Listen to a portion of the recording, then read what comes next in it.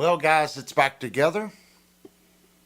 If you're on the Discord, you go to the main Discord server, you'll see that I post some pictures of this guitar while I was doing the work to it. So the guitar is now ready to send out to Time Surfing Alien. I will do one last adjustment to it before I send it.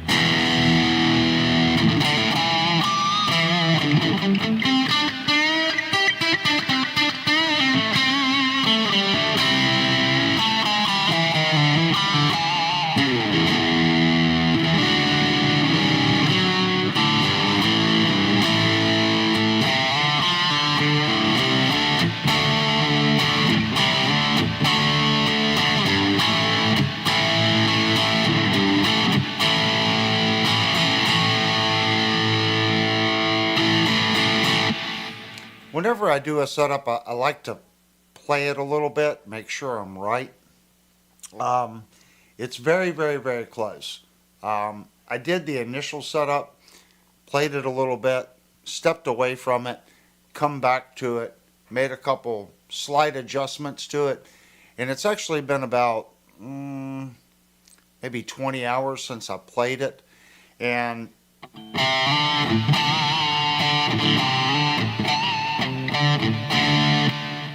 on your all's end, which you hear it, but when you hear it and you play it,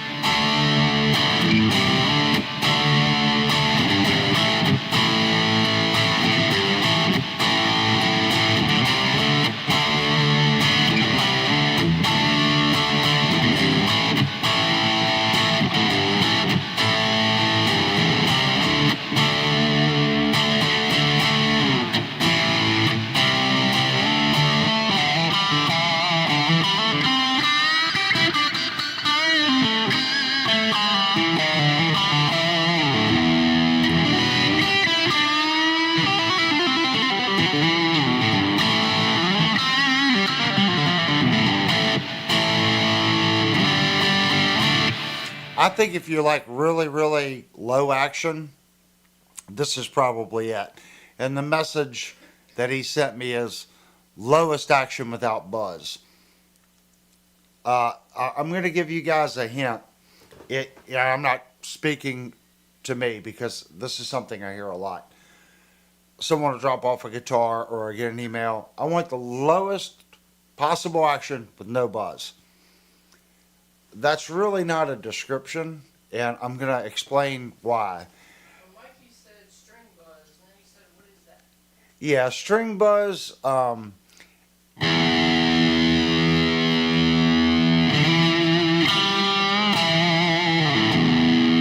Some of it, believe it or not, in some styles of music, you actually want a little buzz. It gives it, it adds to the depth of the distortion. It'll add to the depth of chorus and reverb. It gives it body. Sometimes you don't. I get it.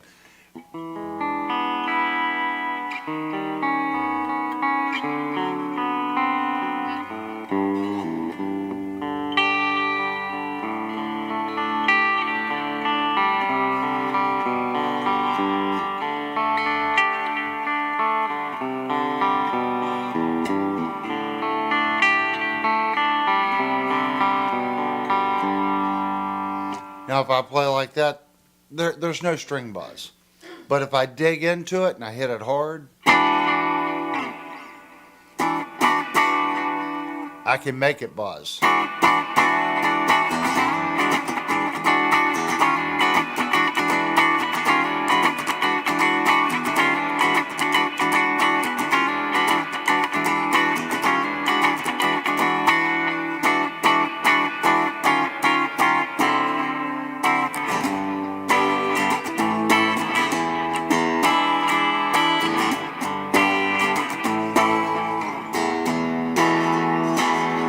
If you play it hard, you can make it buzz. Devastator said they can't hear me. They can't hear you.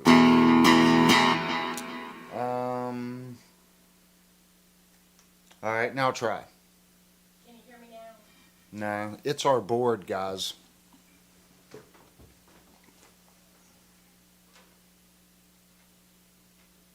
All right. right, try again, hon. Can you hear me now? Yeah, our board is gone. So basically what I had to do, I always mute her channel, but this time it wasn't muted. The faders have just gotten so bad on the board. If you leave it in one spot, it's like a starter. Sometimes your starter goes bad, you gotta go down and hit it with a hammer, and okay. If you just barely move the fader, the channel comes back to life. Yeah, the suitor said there she is. Yep. So if you strike it hard,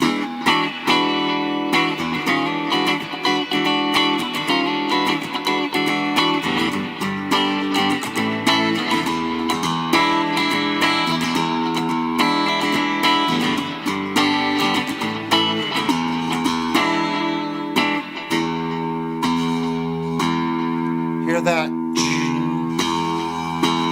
That's the string hitting the frets. But if you play normal, here, good, there it hit.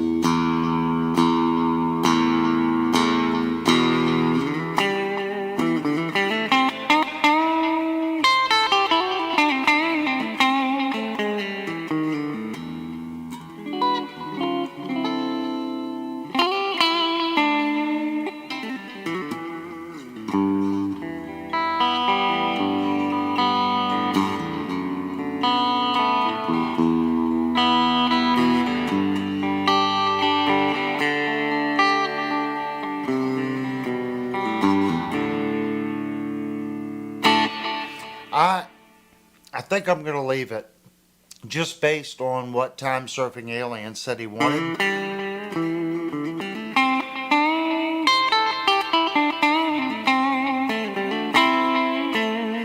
There's not a tremendous amount of buzz going on there. You really got to dig in. The higher strings don't buzz at all. There's a little bit on the E if you strike it hard.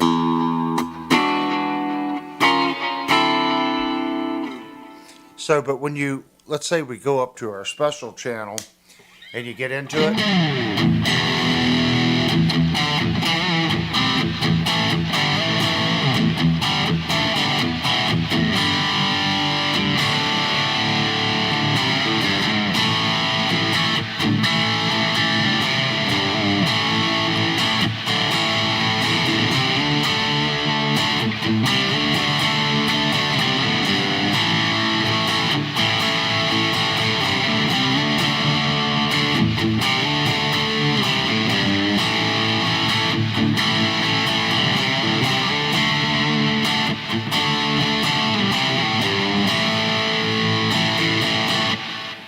Also went through and adjusted the pickup height to try to balance it out.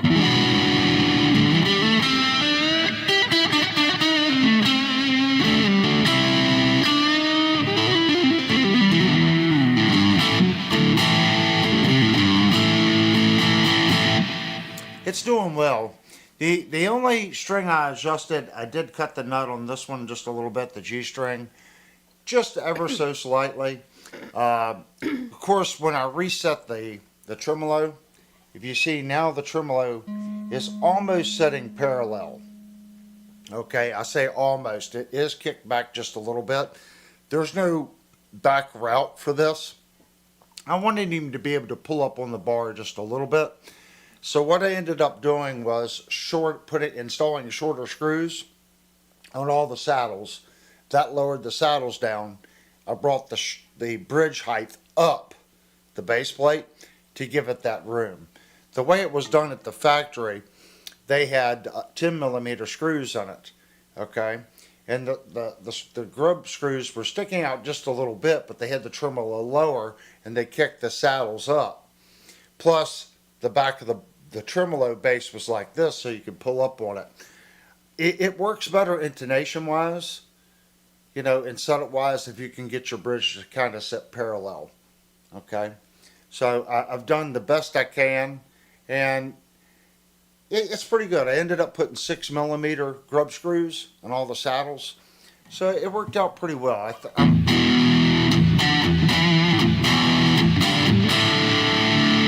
I'm pleased with it.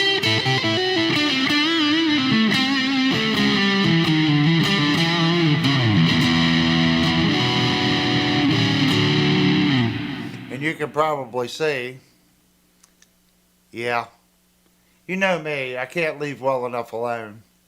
So I did tape off the fretboard, and I did do, well, I had to level the 23rd fret. It was high, if you go back and look at, so we did that repair, and I went off the 14th fret, and I put 2 pieces of tape on it, and I put a little bit of fall on these frets. So I did level from the 14th down, basically doing this to the frets, putting a little fall off on the frets. It's only, maybe 3 mil, something like that, 2 layers of tape of that a 3M tape.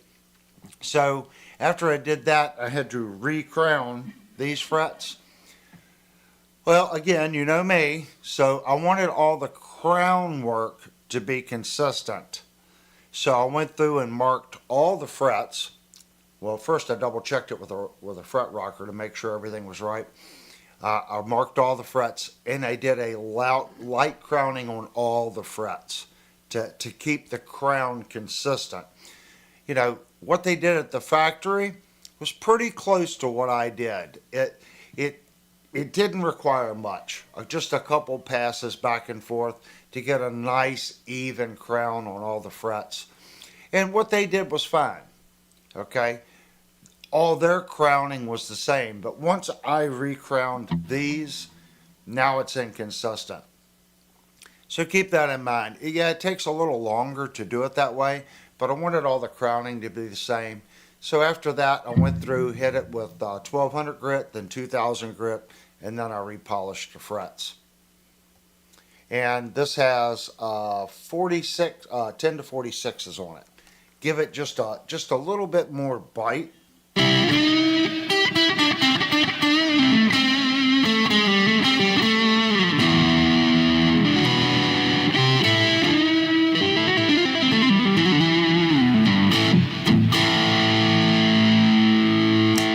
And then if we switch it down, and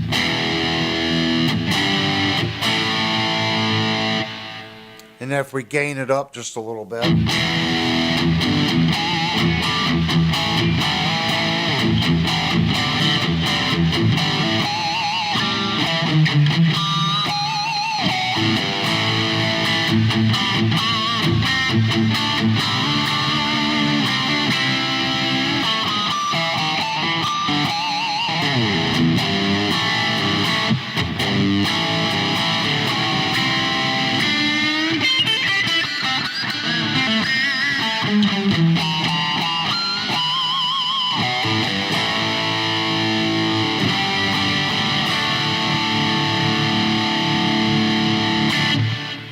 I think it's good. So I haven't seen Time Surfing Alien in the group. It didn't see him last stream or this stream, but it is done. So I'm going to reach out to him on Discord, tell him we're probably going to get this out and in the mail to him on Saturday. So hopefully you guys like what was done to it. Again, when I do these giveaways, I want to make sure that you guys are getting the instrument as well as I can give it to you, if that makes sense. I do want to stress something. You don't really know an instrument until you take it apart. So I have now taken this guitar apart. I have restrung it, and I have worked with the guitar as far as setting the intonation. There is a weak point in this guitar, and it's a bad weak point. The tuning keys. These tuning keys are not very good. Do they feel decent right now? Yes, they do. They feel decent. But when I was stringing up the instrument, the A tuner and the E tuner both just did not feel good. And when I took the strings off these posts, there's a little bit of wobble in these posts without pressure on it. That's usually a sign of a pretty inexpensive tuner. I didn't have any problem with the locking nut mechanism. That seems to work really well. And loosening the tulips or the finger pieces here did not make a change on how they feel. Also, there seems to be just about a 1/16 back and forth of slop that I've noticed when I was because I was constantly playing with them, resetting the intonation, changing them. So if you do purchase this guitar, this JS500, I'm going to say, unless they've updated the tuners are definitely the weak point in this instrument. So TSA, if you're listening, I think this is a great guitar. If you want to do something to make it better, get you some nice tuners. I would put, if you're on a budget, I would get the Cash 18 to 1s. They're like $36. Okay? And if you want to spend the extra money, put some hip shots on it. Does it fall out of tune? They don't slip. That's what's funny. The tuners don't slip. They just don't. They don't feel good, and there's a little slop in the peg heads, and that tells me they're not going to hold up. In a year or so, they're going to get bad. That's just my final thoughts on the instrument, guys. You know this channel. I want to tell you guys what I find with the instruments, and this is what I found with this one. I think everything else is good. The bridge, the tremolo works great on it. It stays in tune. I think the pickups sound good. The electronics in here, it's got good electronics. Something else I did work on the back of the neck, because every guitar that comes here and leaves here gets a 2000 grit sand job put on it and 2 coats of tried and true. Now this neck right now only has 1 coat on it, so probably tomorrow night I'll go down and put the last coat on it and then polish it out on Saturday before. I should probably do that tonight. It should cure for 24 hours before you polish it out. But it's ready to go for him. So our next giveaway guitar, guys, is going to be the Washburn. So what I was thinking about doing is it'll probably be the 1st of January. Maybe the first Thursday night stream of January, or maybe over Christmas, because everyone's going to have a little bit of extra time off, for Christmas holiday. We might do a special stream and just introduce the next giveaway. We're going to have to do a little bit of work to it, but it is a Washburn Super Strat, and that is the giveaway for January. So at this point, I guess we can go ahead and clear the giveaway room. At the top of the giveaway room, maybe we should put each month's winner, because we're skipping a month, and we can just keep it going. I don't know where to put that. But in Discord, I think it would be cool if we could keep a track of who's actually won. And so far we got Trucker Bob and Time Surfing Alien. So whoever enters for January, good luck. It seems to be pretty good odds. It was actually better odds on the Jet than it was on the Fender. I think we had more entries on the Fender. Okay, if you read the title, I want to kind of go over what this channel saw this year. Good and bad reviews.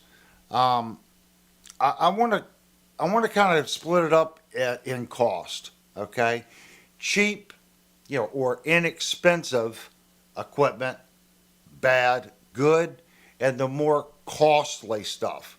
Let's say anything over $1,000, what we bought that was bad, and what we bought that was good, and anything under, let's say 500, bad and good. We did a lot of guitars this year, guys, and this is really going to blow your all's mind. The one company that got the bad and the good, but in 2 different categories, Ibanez. I think the PWM 20 was not a good instrument. I'm looking at the dollar amount. It was $1,500 in what we received. At $1,500, I believe Ibanez really missed the mark on that product. That's just me. It just wasn't good. I work hard for my money, and that was a guitar that I bought for me. That really wasn't a purchase for the channel. That was something that I bought because Linnell had bought an S model, and I was like, how cool would it be to have this guitar with a tremolo on it? And I liked how thin Linnell's S body was, and I liked the dual humbucker configuration of the S model. I didn't want the hardtail, I wanted a tremolo. And I looked and I looked and I looked, and all Ibanez had was humbucker, single humbucker. And then all of a sudden I see this PWM 20. It's the Paul Wagner signature model. And it had Mojo Tone pickups in it. First of all, I really truly believe this. I think the Quantum pickups from Ibanez are better pickups than those Mojo Tone pickups. That's personal preference. A lot of people, they like Mojo Tone. Everyone makes different ones. But listening to the two pickups, plugging in the PWM 20, then plugging in the S621 or one of the other Ibanez's we have here with Quantums, I felt the Quantums were as good or better than the Mojo Tone pickups. And when you pick up a guitar that's $450 and you think it sounds as good or better than your $1,500 guitar, that makes you scratch your head. The next issue I had with the PWM was it was a lot thicker than the standard S model. And there was a dent in the fret. The truss rod cover was crooked. The chrome plating on the pickup rings and blemishes in the smoked chrome on the tremolo, it just had a lot of issues. For $1,500, Ibanez missed it. Above that, the best expensive thing that we reviewed this year, it's not my Schecter. As much as I like my Schecter Mach 6, it just didn't cut it. Go back, watch the review on the Virtuoso American-made Jackson. I get it. It's a $2,100 guitar. You can get them, guys. I've seen them for $1,950. That's the cheapest I've seen the red one. Now, you can get the different colors. You can get a little bit better deal. But the red one, the cheapest I've ever seen, that's $1,950. It is a freaking solid instrument. It is just a well-crafted, well-made instrument. I've put my hands on two of them, and both of them have been great. I put my hands on two of the neck throughs, one with the active electronics, the EMGs. Now, I did not plug that one in, but just feeling it, sitting at the store feeling it. And the yellow one, which had the passive pickups, neck through, both great guitars. We only reviewed the red one, which was the bolt-on. I can't really think of any negative on that guitar. The fretwork was good. The electronics are good. It's all full size, nice pots, Seymour Duncan pickups. It has a nice tremolo. It's not the cheap China-made Floyd Rose. It's not a Floyd Rose special. It's a good, solid, I can't remember if that's the original or the FR1000, but it's a good bridge on it. Godo tuners. Great guitar. I get it, $2,100, but that's the best product that we had on this channel this year was the Jackson. I hear from other channels and other people, the Jackson is really knocking that guitar out of the park. You got to keep in mind, guys, that's an American-made guitar at that price. Okay? They didn't cut corners. It's American-made and it's quality. It's a quality guitar. My Schecter is $1,650. It's made overseas. Is it a great guitar? Yes, it is. The Schecter feels a little slinkier than the Jackson, but the Jackson overall, in my opinion, is the better guitar. Even though the Schecter's neck through, there was just something special about the Jackson. And I want everyone to understand that everybody's different. If I hand you the Jackson and I hand you the Schecter, you might pick the Schecter. So I don't want to take anything away from the Schecter. I just feel American-made, quality, overall fit and finish, the quality of the paint, the electronics and the equipment that was in the Jackson at that price point. That's going to be my pick for this year on high end stuff. Now let's move to the cheap stuff. What do I feel that we bought that we stole this year?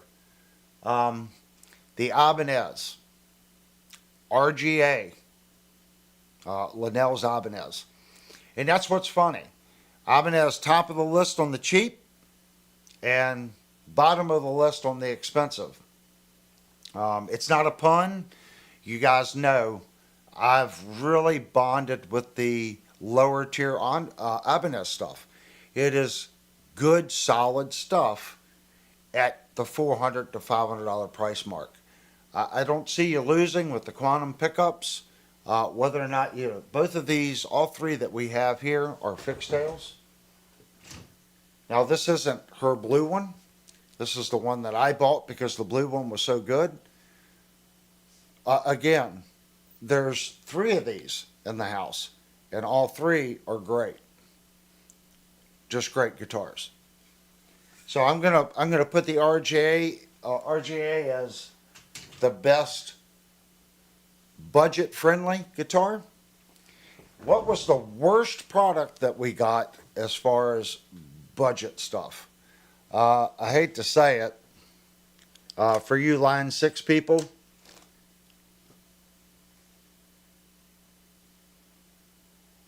I got this on sale. It was normally $179. I paid $120. Even at $120, do yourself a favor and just don't get it. There's just too many issues with it. It's finicky, and it's pretty much without being able to plug it into the computer to make the changes. The dials on here, it's very limited. It does have some amp models that you could switch it. I've tried to run this through the NuX Pulse. I've tried to use it as a pedal and take the amp modeling out. Does it work? It does. I think your money's better spent on other things like the Vailton, the GP5 or the GP50. I think would be far better than this. A lot of people were talking about it, so I wanted to get one. Is it horrible? It's not horrible. If you only have $120 to spend and you need a pedal amp, you can get this and your little NuX pedal, and you can go straight to front of house. Plug your guitar into this into the NuX Pulse, and go front of house. You're at $220. Could you pull it off? Yeah, you could pull off a night of playing. Would you be happy with it? Probably not. But you could pull it off. The limitation that it has, you can only usually use two effects like reverb or delay. You can use compression. You can. It has a boost, chorus, flanger, phaser, and tremolo. You can't use more than one at one time. So if you use chorus, you can't use the tremolo, the phaser, or flanger. Like, I get it. You got a super chat from Mini Guitar Society. Oh, thank you. By the way, guys, the super chat's what funds the channel. It also is what purchases the guitars for the giveaway and allows us to buy products like this for review. That also brings me, I want to thank Stefan for donating January's guitar. So Stefan had a guitar that he wasn't playing, and he donated it to the channel. So we will be giving that guitar away in January. We're gonna do some work to it, but the channel members is what makes the channel work. So this little guy here, to me, this was probably the worst product that we purchased this year. It just sounds fake. Okay, now I have a Yamaha THR-10 Mach 2 over here, and that's a little tiny desktop amp.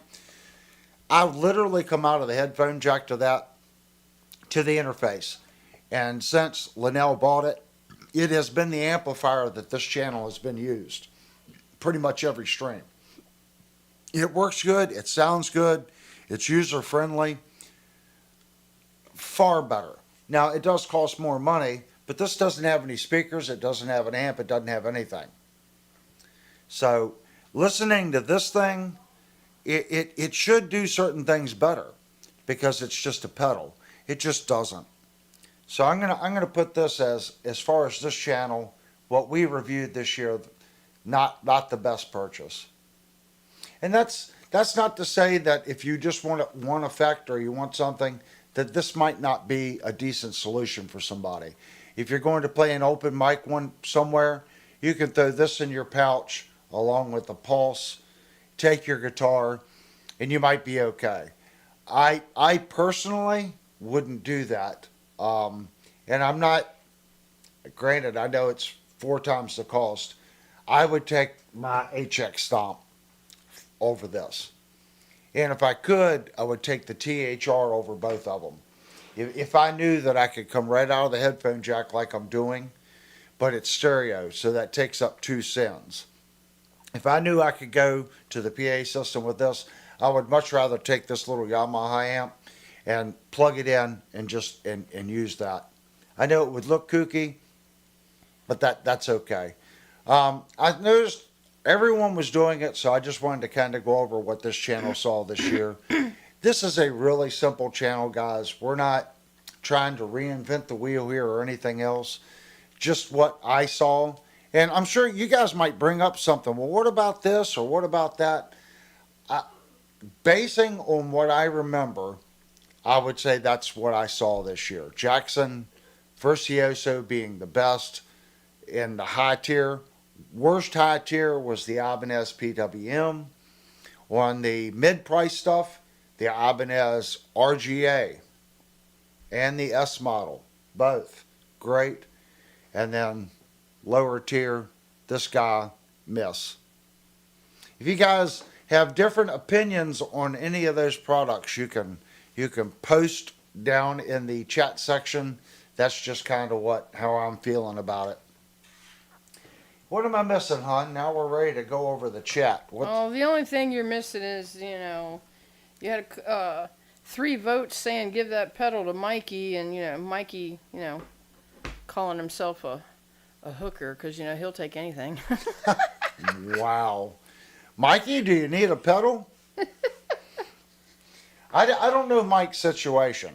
I mean, the channel, we want to help fellow musicians. We have done that before on the channel, guys.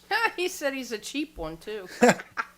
Wow. Oh, it's funny. I don't know Mike's situation. I know that he got stung on a Firefly guitar.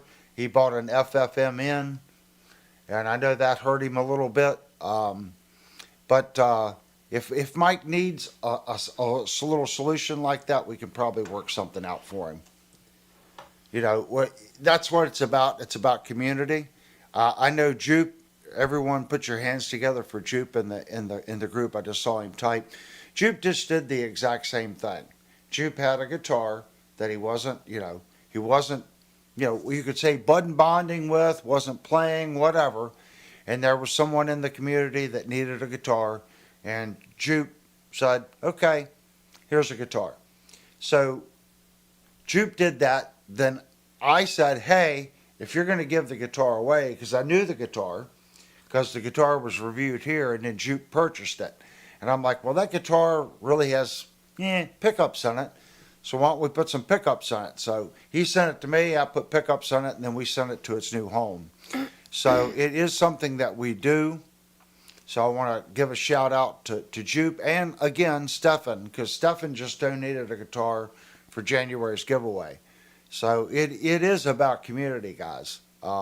That's what it's about. If it's like going to your neighbor's house and asking for some flour or a cup of sugar so you can make some cookies, if that makes sense. So reach out to me, Mikey. If you guys want, we could spin the wheel or something like that on this. We might do that too. It depends on Mikey's situation, since you guys are talking about it. Because it's not going to be something that I am going to use, if that makes sense. I have racks of effects. When I say racks of effects, I have racks of effects. So I really don't need effects. I probably have 10 multi-effects processor DSP units, not including the ones in my main guitar rig right here. So effects is not something that I personally need. We bought it because we thought it would be interesting, an inexpensive solution to put in front of your amp or maybe go direct DI with. It just doesn't seem to, yeah, like I said, it's not horrible. I don't want anyone thinking that it's horrible. It's not. It lacks that real feel, okay? And the delays, everything about it. Could you fine tune it? I'm sure someone that's had this unit for 6 months could probably grab it and you can get a good sound out of it. Most equipment you can. If you play with it long enough, you can get a sound out of it. Your company's not going to release something that can't do anything right. Well, you hope not. Mikey said, "I'm just kidding, my friends, but thank you for the offer." Yeah. And Jupe said, "Avery, do you have an ADA MP1?" I do not. What I ended up doing back then is I didn't jump on the ADA bandwagon. Right here, and that rack right there is an SGX 2000 Express. I went down that road instead of the MP1. Now, this does have the same people that did the original MP1 modifications with the 12 AX7s. They modified this unit to run two 12 AX7s. It's a very similar modification that they did on the ADA units that this ART has. That's why a lot of people say, well, the ART wasn't this or it wasn't that. This has the latest PROM chip in it, okay? It still didn't fix some of the issues. People call it the ART effect because the reverbs and the delays have a funny artifact. And can you get it out? You can't get it all out. I remember back in the day walking into to places and going, that guy's playing an applied research technology. And you're like, how do you know? So I can hear it. It was more distinctive than the Marshall sound, more distinctive than a Vox sound. And I'm not saying it was distinctive in a good way. You could hear it in the modulation. It had an artifact that was funny sounding. What is the oldest piece of gear that you still use on a regular basis? The oldest piece of gear that I use on a regular basis. I'm going to say probably my SGX 2000. That and the little silver unit below it. They're pretty old. That's circa 1990, 91 is when that was made. My board is right about the same age. I bought the board. The board was after this. So I would say that would be the oldest. Oh, actually, no. This piece of equipment, that PV 4-speaker cabinet, that was bought in 1985. So that's the oldest piece of equipment that's still in use. And that cabinet came with a PV butcher head. That was before the VTMs. So it was a 120 watt PV butcher head, and I got that 4-speaker cabinet with the head. And at the time, I paid $900 for the butcher head and that cabinet. So that's actually the oldest piece of equipment that's still in use, is my cabinet. And that has 4 greenback Celestions on it, the nice ones. You can find these old butcher cabinets, you can tell it has the gold band that goes around the cabinet, and the PV's in gold. They were done in the 80s. They all had Celestion greenbacks, the nice ones. They came in the VTM 120, VTM 60s, and the butcher heads. So if you can find one of these cabinets, they're great, great cabinet. It's a sealed back 4-speaker cabinet. The design is good. The cabinet punches way above its weight. Way above its weight. So if you can locate one, they're good cabinets.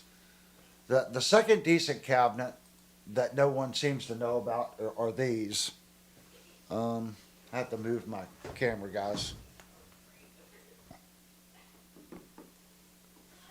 So this cabinet right here, that's a PV Penta cabinet, and the Penta driver was commissioned by PV.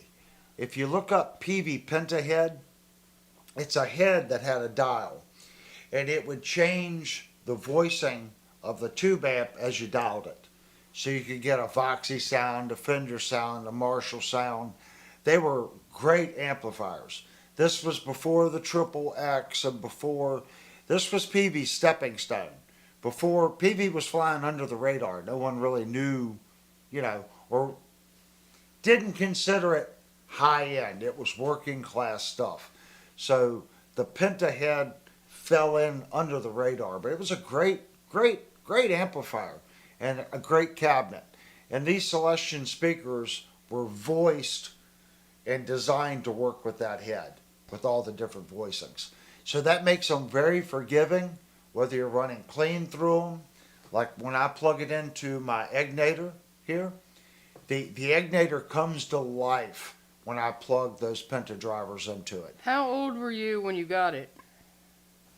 Were I you like was- 17, 18? I think he's talking about your PV. No, I was younger than that. I was probably 16. Probably 16 when I got this.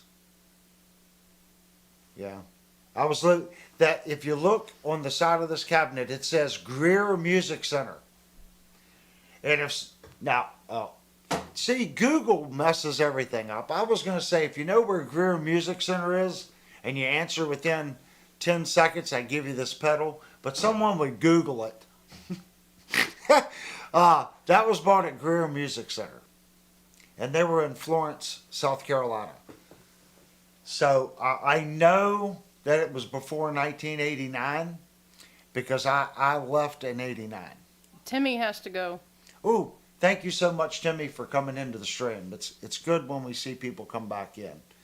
So I'm one of those people, I would buy things. I didn't really get rid of things. When I bought stuff, I tried to buy good stuff, and I was always in working bands. And you might take something out of this rack and put over in that rack. It was always repurposed to do something else. Like this amplifier right here. That amplifier was bought to replace two Hafler DH500s. The DH500s were 3U, okay? Plus they weighed like 70 freaking pounds. So now you had a 6U of rack space running two bass bends from JBL. We had two 18-inch subdrivers in each cabinet. And we were powering each cabinet with the DH500 monoblocked. It just didn't have enough power. So I bought this P7000. That's the big boy. That's the S7 or P7000. That ran it. And we just left channel, right channel. We didn't have to monoblock it. And it produced in a 2U what 6Us of the Hafler did. Was it as clean? No. But it did respond better. The Haflers would drop off. If you had a hard note like on the kick drum, it would the transformers in the Haflers would drop off when you really pushed them above 50-60%. So we went, got that, and then the Haflers got repurposed and they went to the bass bins. So then the P3000, the Transnova Hafler, went to the mids, and then the P1500 went to the horns. And then we had I don't know if you remember a company called Parasound. We had a Parasound 500 that we were running the monitors on the stage with. So everything, as you bought and you replaced, it would get repurposed. Very rarely did we get rid of something because it just, we didn't care for it. We used it until, it couldn't be used. Even monitors, like my monitor, the two monitors we had on stage, they were the main speakers when the band first started. We had wedges, the little corner wedges, and when we finally bought, horns, mids, and woofers, well, those became the stage monitors, and so it was constantly rehashing. I do remember we bought Soundtech subwoofers. We didn't keep those. They were single 18s. They were awful. We bought those. I want to say it was Guitar Center or something. We bought two of them, and they gave us it was a X amount of time to see if we liked them.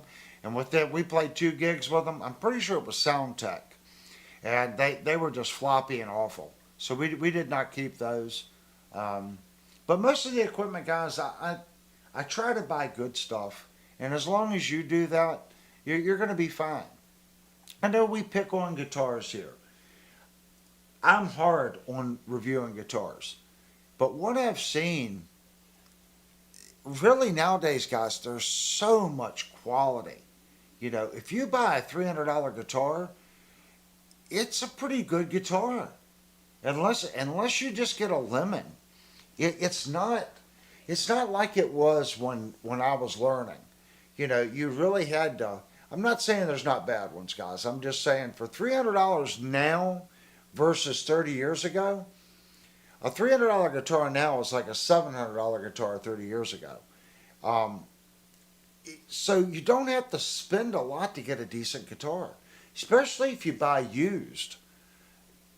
I know we don't do a lot of used here, and the only reason I don't do used, it's hard for me to review a used guitar. I don't know if it's been altered from its factory spec. It's kind of hard for me to do that. So I try to stick to newer stuff, if that makes sense. Zach said, why didn't you just buy a Marshall 100-watt amp? You're going to laugh at this, Zach, and if I lose subscribers, I lose subscribers. If you would have said that to me 20 years ago, this would have been my result, my answer. I don't play Marshall because they're pieces of. That was my thought on a Marshall. They were big, they were heavy, they sounded like poop. They just did not do it. Anyone that, when I was playing out, if they had a Marshall that sounded good, they had a TS9 in front of it, and they had the one out of 20 or 30 that sounded good. If you're my age, you know what I'm saying. The JCM 800s, there were some of them that just, the angels sung when the things turned on. But that was 20% of them. The other 80% just sucked. Period. I never bought Marshall because of that. It was far cheaper for me to get an SGX 2000, okay, and a power amp and that cabinet. That was everything I needed. Why? I played with so many guys. They'd have all these stomp pedals on the floor and cables and crap running into the front of the head, and then the effects loop going to their modulation pedals and all the noise from all the cables and crap. I was perfectly quiet. All my stuff in that one unit when I first started out. I had that, and you're going to laugh. I played it through a Hafler DH500 into that cabinet. A solid state power amplifier, a 500 watt amplifier into that. What I did is I had the gain controls at 25%, and that's how I ran it. It was far better. A Marshall head back then was $1,200, and they wanted $1,000 for the cabinet. Well, you had no effects. I remember the guy I played with. He was a big Marshall nut, and he would go into every store and play every Marshall, looking for that one good one, because he had a good one. He got to the point where he needed some money, and he sold it. Well, he had a good one, and he sold it. It's like anything else, guys. Marshall made some good amps, but most of them were just average. BCG 5150 says the Hiwatt 103. Lots of people don't know it. Yeah, high watt, great amplifier. Exact same principle today. If you had to go out and tour, okay, right now, and you were on a budget, would you buy a Marshall stack? I wouldn't. There's no way. I'm going to buy an FM3, something like that, and I'm going to buy some type of powered PA driver so I can hear myself on the stage and I'm going front of house. That's my rig. It's not that I don't want a row of amplifiers behind me. It's just nowadays it's quiet stage. That's what they want. They don't want the big amplifier. It's just things have changed. Back when I was playing, sure, you could get away with it. I had another cabinet, you know, below this cabinet at one time. I had one of the square face four speaker cabinets. It was just way too much. It was there for looks. I couldn't play anywhere. We played some big places like Blackie's in the city. It was still way too much. Play Shalley Acres in West Virginia. It was still too much, and that was an open field. Woohoo! Shalley Acres was awesome. You know, it was just too much. You take the cabinets, you set them like that, and just blare it out. At that point, they're making the cabinet anyway to go through the array drivers. You know, you had array driver facing that way, and then two on this side. 4 drivers in each array. So you didn't need the big cabinet. The sound guy was going to make it anyway. So that's why I never went that way. And everyone struggled. You know, oh, I'm going to get this, you know, flange pedal. I'm going to get this compression pedal. I'm going to get this. I'm going to get that. And like I said, they've got all this crap on the floor, and they still only have one sound. They can just turn that one sound on and off. I had 400 channels, and I could program a different delay and a different reverb for all 400 channels. And all I had to do was push a button on the floor. All my controls were on the X15 with 2 expression pedals, and this was 30 years ago. So when these companies say, oh, we got something new, there hasn't been really anything new come out in a long time. The Stadium Line 6, okay, it's got 2 expression pedals and it's a stump thing. All they did was take this unit and cram it in the floor pedal. That's pretty much what they've done. So now you no longer have the rack with the MIDI cable going to it. It's still the exact same thing. It's your amp, it's your effects, it's everything in one box. It was just a better way of going. And I started out that way. Like I said, I had the butcher head, and the butcher head sounded mean when you cranked it. But you had to crank it.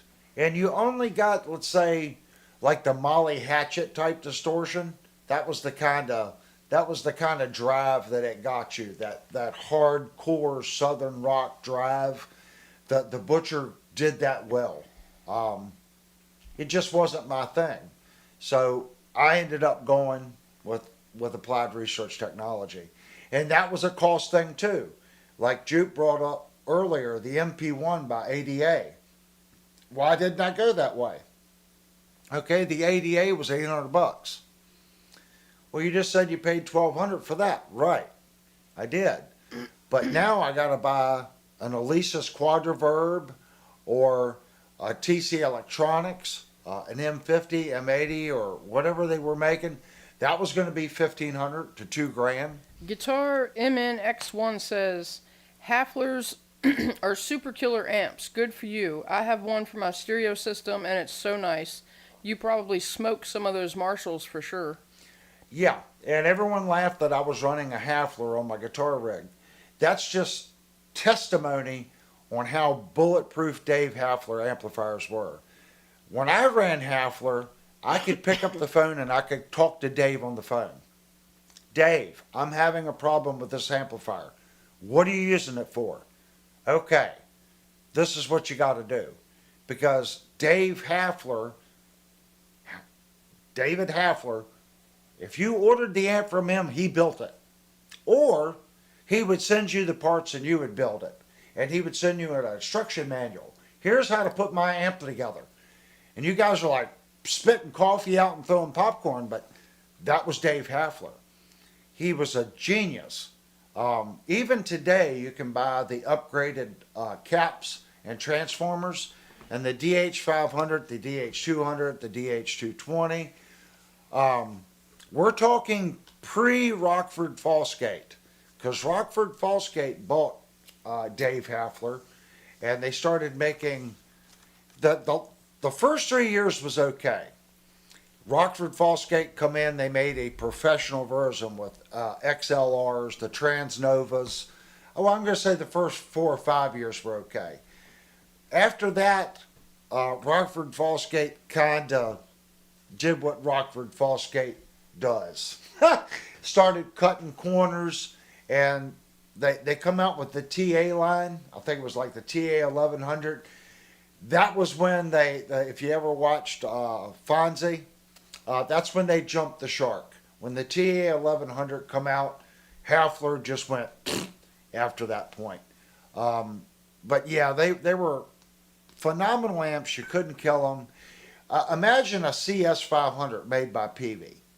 You could bunt that thing down a football field through a gold post, pick it up, plug it in, and it would still work.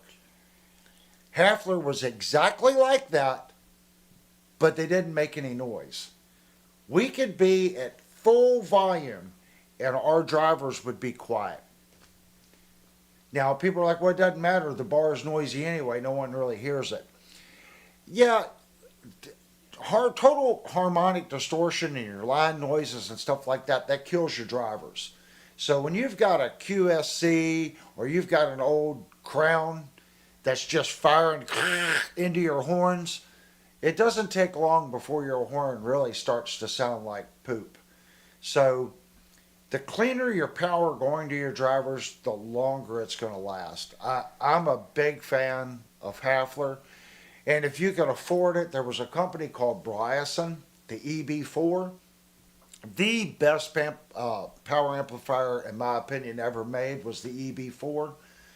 But who had $4,000 to spend on one power amplifier? But they were great amps. That was like buying the Nakamichi Dragon. You know, you saw Nakamichi Dragons in studios, but that's the only place you saw a Nakamichi Dragon. You know, you would see TIAC or Tascam or Ramza, but you very rarely did you see the Nakamichi Dragons. Most people were running either Iowa, Prodax, or a TIAC or a Ramza, which was Mitsushita Electronics. Techniques was under the umbrella of Mitsushita Electronics as well. So you don't realize how many sub-brands there were on the professional stuff, if that makes sense. Like TIAC, okay? Tascam. I love Tascam. All Tascam was TIAC's professional line. That's how they did it, if that made sense. So I don't know, but it's nice to hear from someone else that likes Hafler. I still have 2 Hafler amplifiers. I think they're great. Nowadays, with Class T amplification and stuff like that, I'm running a Crown, even though I was just picking on Crown. I forget, this isn't, it says Crown on it. Crown purchased a hi-fi company about 10 years ago. All they did was take their amplifier, put XRs on it, and shove the Crown name on it. This one is the XLS 1502, so it's the baby one. If someone knows the name of the company that Crown bought, it was a hi-fi company. They made bulletproof amps. So they took that amplifier, they just bought them for that amplifier, and they did what Rockford Fallskate did to Hafler. They just stuck XLRs on them, added a couple little things, and made a pro amp out of it. The best little cheap amplifier that you could buy, an XLS 1502. There's even some hi-fi guys that will swear by that amplifier. Is it as clean as the Hafler? Absolutely not. Does it have the dynamic range of a a Hafler with the upgraded transformer? No. But it's a quarter of the cost. Even a used Hafler. I think I paid $300 for that amplifier. And it took the place of this P7000. The potentiometers were screwing up on it, and I was losing a channel. So while that one was in the shop getting replaced or fixed, I took it to an authorized Yamaha dealer. I called him. He said, "Yeah, I can still get parts for it." And I'm like, he goes, "Oh, it's probably just the potentiometers." I said, "Okay, I'll drop it off." So while that was getting fixed, I bought the Crown. Again, I'm not going to get rid of this amplifier because I have a backup. It's just recently repaired. It's good. If you look right here, that little silver piece there, that's a backup unit to that. You'll also see a first gen SGX 2000, which is the backup unit to that. So I have redundancies. If something fails, I have another one that I can put in there. And that's the thing. Devastator said Crown got bought by Harman. Harman, that's it. Harman, I believe, was the same as Harman Kardon at one time. I'm thinking that's right. So I thought Crown bought them. I didn't think it was the other way around. But either way, the XLS is their half-eye amp that has been modified to professional use. So you're probably right. It's probably hard now. I remember it started with an H. But I think it's a great amp. I bought that one at ProStar Audio. And believe me, guys, a lot of times they'll say open box or demo.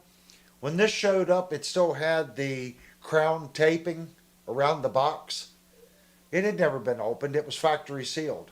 But I bought an open box. I think ProStar Audio and some of these other things that you see on Reverb, they're doing that to defeat map pricing. So as a vendor, they have to sell at map price. They're not allowed to sell unless the box is opened or it's a demo.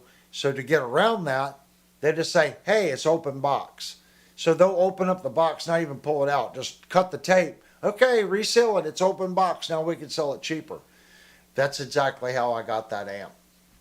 I can vouch for that because it came with the Crown packaging tape still on it, factory sealed. And I bought an open box. So Steve said Harman Kardon, also known, I guess, as DOD. Again, this is what we're saying. TIAC Tascam, DOD. Or also owns, sorry. Right. They all. Line 6. Okay. I just put this thing down, right? Well, guess who owns them? The unit that I said I like better. Yamaha. Exact same company. A company buying everybody is Behringer. I remember when Behringer was just clones. They were cloning it and selling it dirt cheap, and it was pissing everybody off. Jester says, do a review of your rack gear. Lots of nice vintage stuff.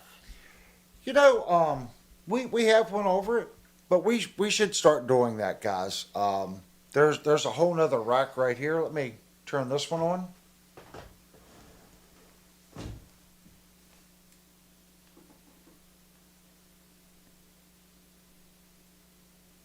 So the only thing semi-new in here is my Moto MIDI time clock. And the oldest piece of equipment is right here. That's my DA30.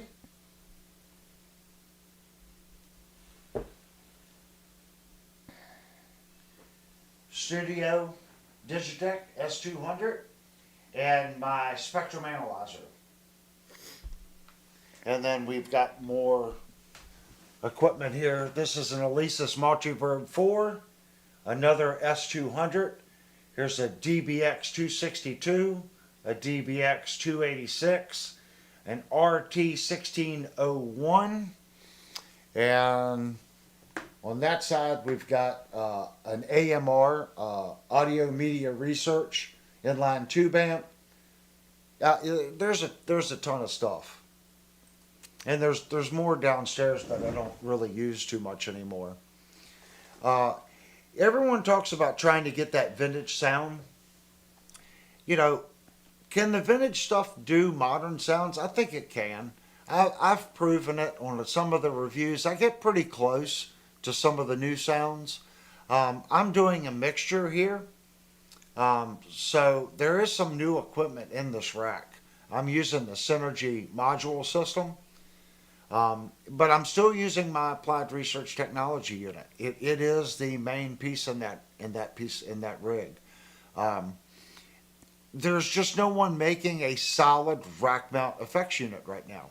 I'm really hoping Fractal, if you're listening, there are still rack people out here. Make me a version of your VP4 or your new VT4 or wherever that thing is in a rack mount form. You know, give me MIDI control. Give me something that I can use 6 effects that's MIDI controllable with MIDI through. Something that I can use with my Synergy module. There you go. Make a detuned version of the FM9 in a rack mount version, or a detuned version of the FM3 in a rack mount form. I'll take a detuned version, take your FM3, stick it in a rack. That's all you got to do. And make it so I can use your FM3 modeling. I don't need all that power that's in the 9 or the big rack unit. Make an FM3 in a rack so I can use it with that. It'll sell. There's people like me still running Synergy, selling a ton of these rack units.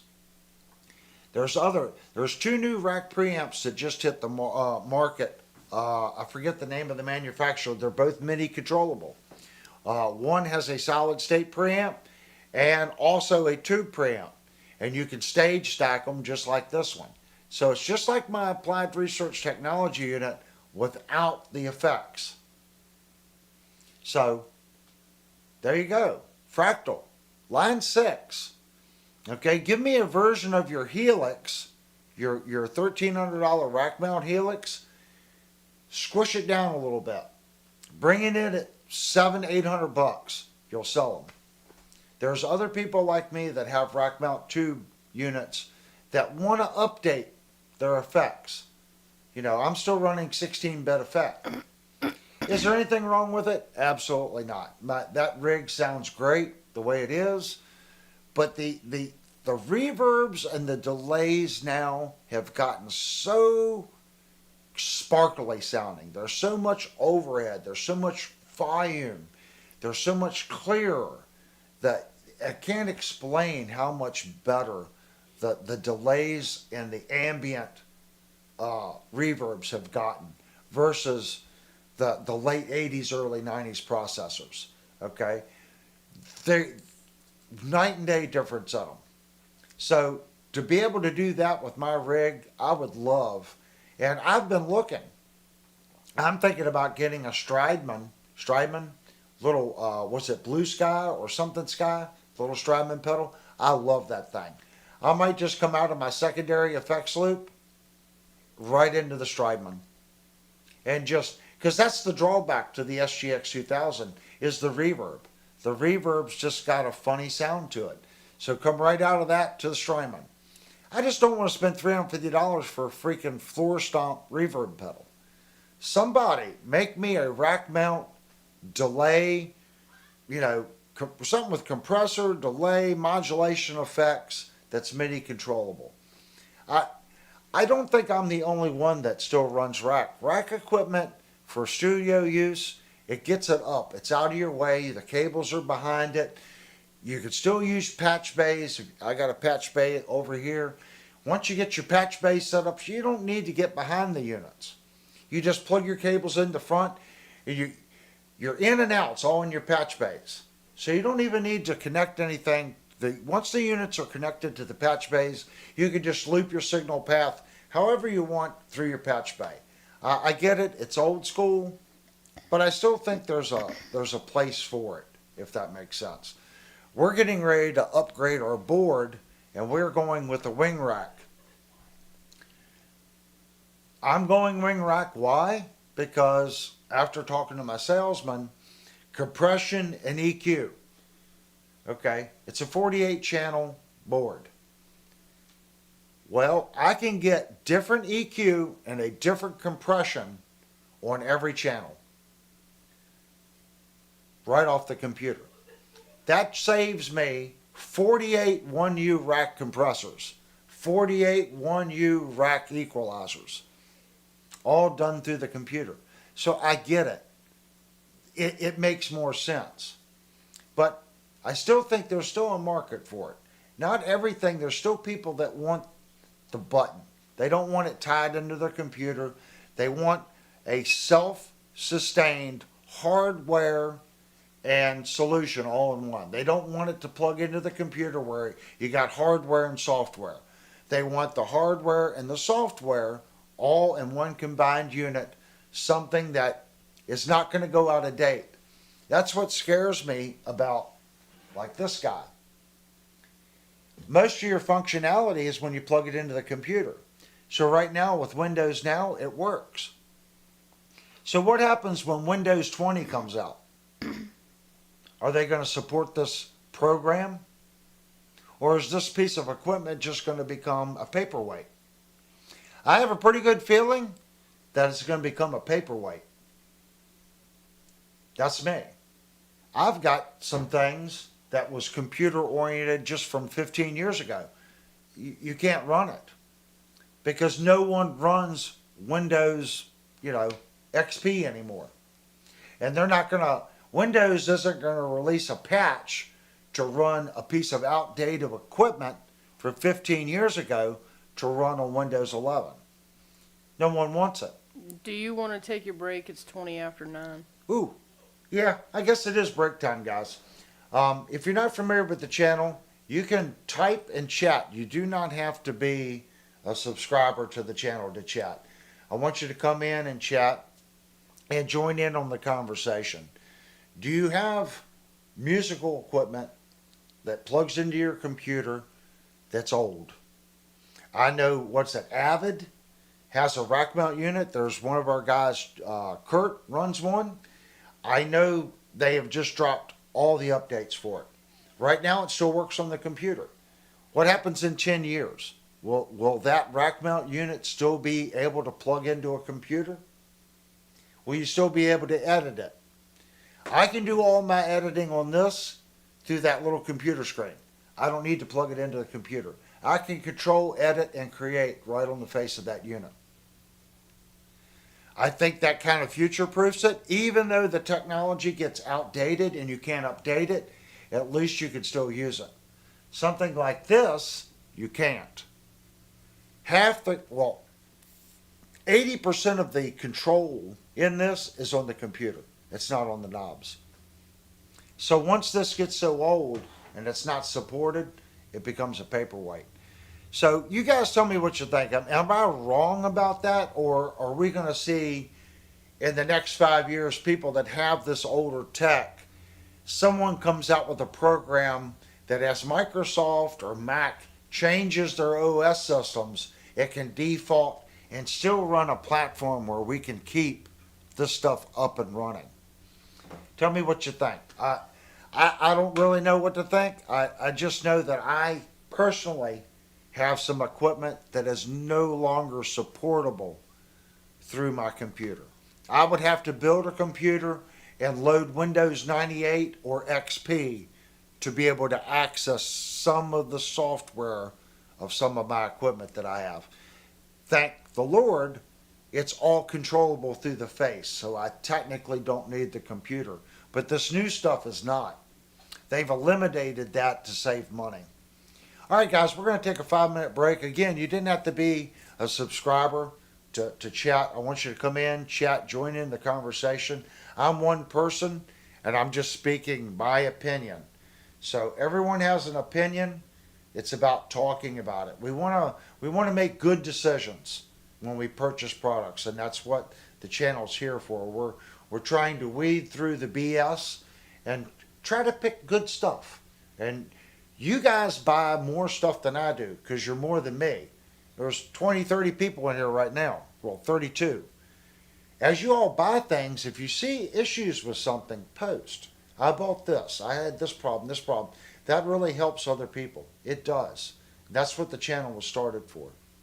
All right, go get some vittles, get a drink, hit the restroom, and we'll be right back in about 5 minutes, guys.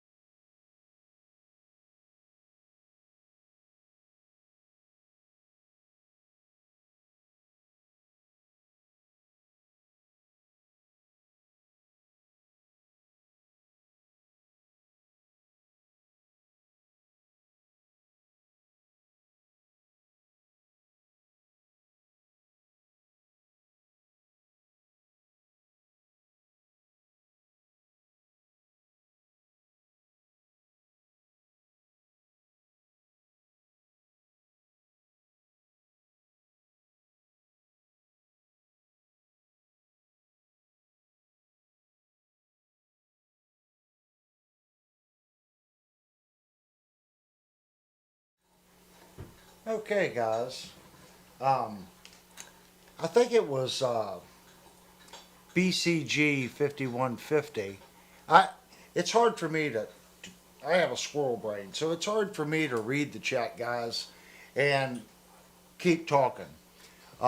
He was saying that he's moving back kinda to tubes.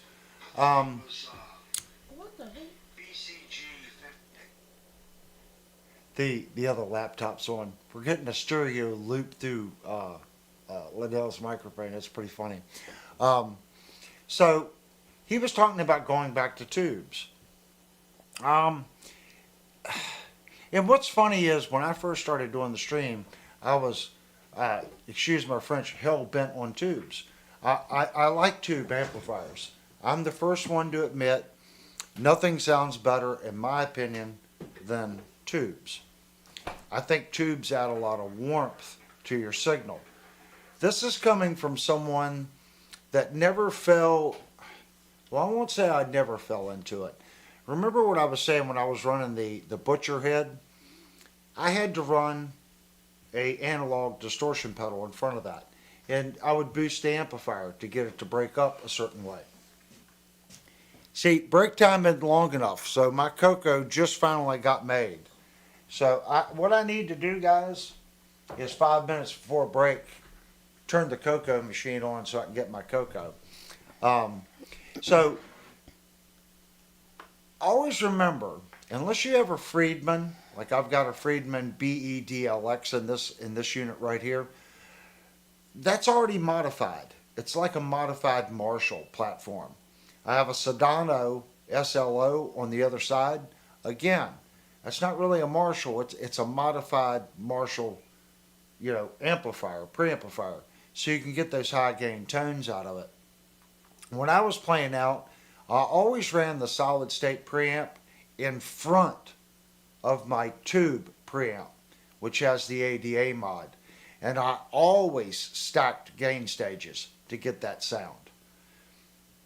So keep that in mind. If you're used to modeling, like I believe he said that he was running the Katana or something right now, and he was getting ready to go back to tubes, you're going to be hard pressed with a tube amplifier, okay, unless you spend a lot of money to get the distortion that you're used to hearing out of that Katana. It's going to sound warmer, but I'm talking about the higher gain. So what you may have to do is boost that, and it's not all tube. You still have some analog signal. I do recommend analog on your boost.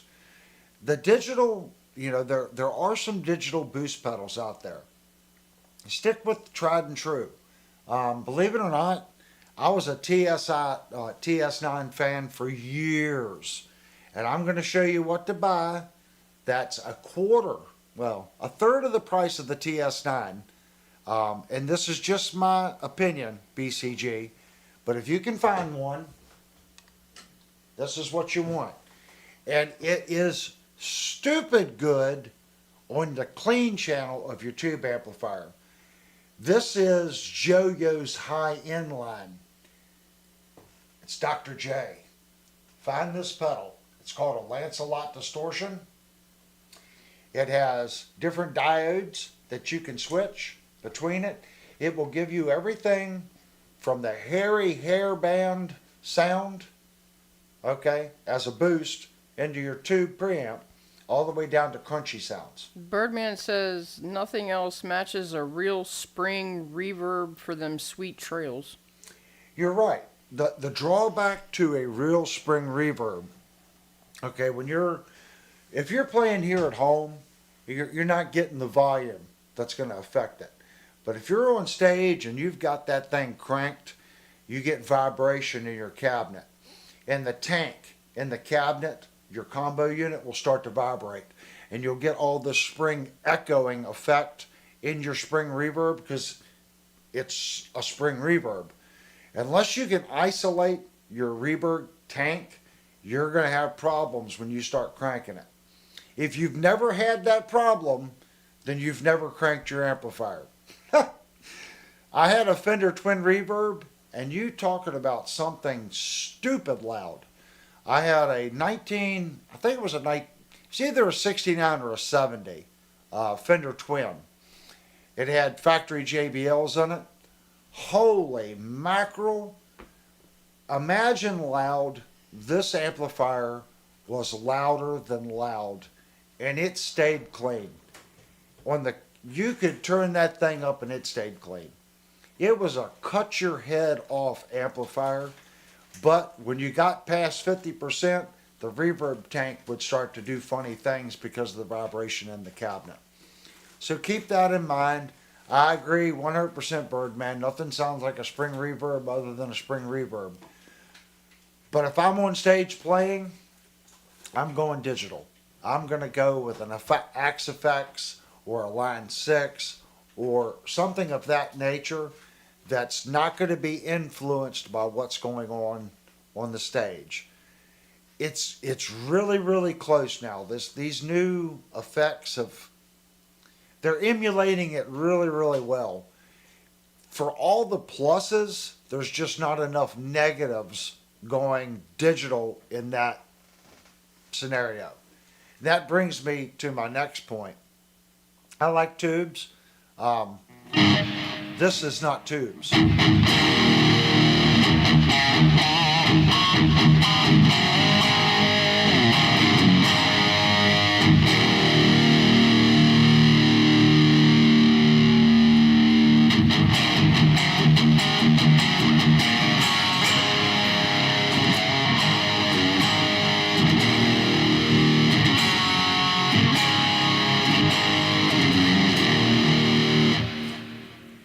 It's decent. I think Linnell was playing the amplifier because all the knobs were turned funny. So I haven't had time to put everything back the way I normally set it.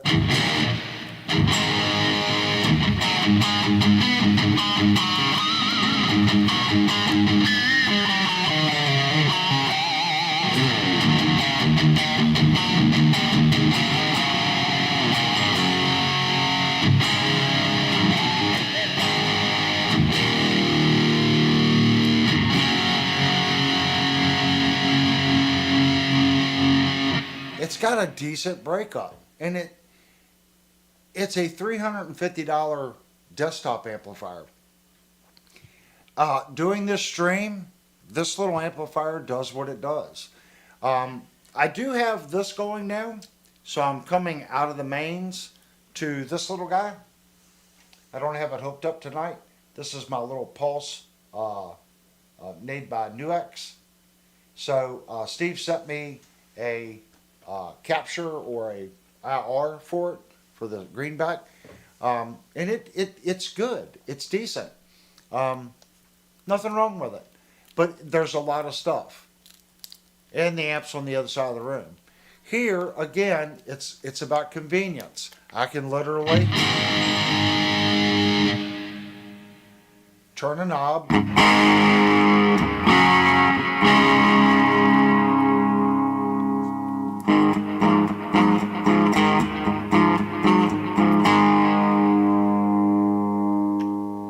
And I can go to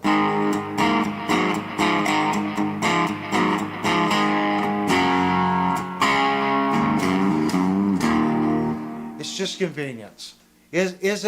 Does that sound as good as my Egnator there? Mini Guitar Society has to go. Running this. Hey, thank you, Mini Guitar Society. Thank you for coming in. We're doing something a little different tonight. Normally we review stuff on Thursday nights. Tonight's just a hang out and chat night. It's normally like a Saturday night, but we're going over different amps and what we got this year that we didn't like and what we did like. But thank you so much for coming into the stream. But if you can find one of these guys, it has replaced my Ibanez Tube Screamer. It's more versatile. But I'm just literally running this little Yamaha amp. We're going to switch it back over to the special channel. Steve said, which IR, the close or open back IR? You know, I don't know which one it is. I did notice that it's a little darker sounding than when using the IR. I had to turn the presence up just a little bit to get about the same sound. I went back and listened to the stream the night that I used it. It's close. It's pretty close. Yeah, I think what it is that there's another output stage on the new X. Turning that and how much drive I put into the new X coming out of the preamp stage changes the sound a little bit. I think if I keep playing with it, I can get it nailed. But I don't remember which one it was. This one's a closed back, so that might be what it is. I might be running the open back one that you sent me. I'm just not sure. Mikey says, Avery, do you have that cab open? Which cab? This is a closed back cab, and my Pentacab is an open back cabinet. And this cabinet is open back. So I only have one sealed cabinet, and that's my 4 greenback Celestion. That is a sealed cabinet. My Celestion Penta cabinet right here is open back, and the V30 cabinet is open back. So both of those are open back. The Egnator cabinet is open back. I'm not too sure about the SWR amp. I don't remember if that's open back or if that's a sealed.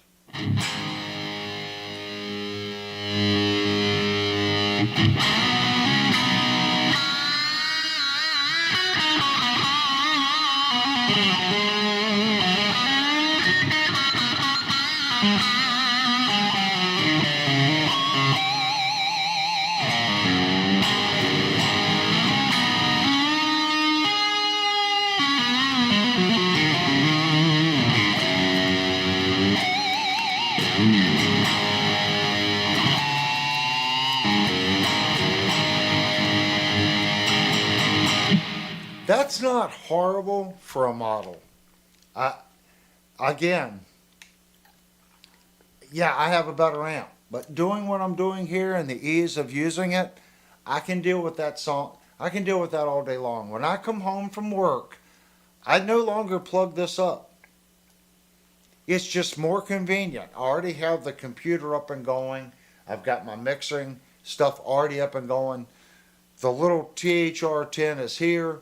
It's already into the board. I plug my guitar into it, and I just come out of the headphone jack right to the interface to my control room monitors.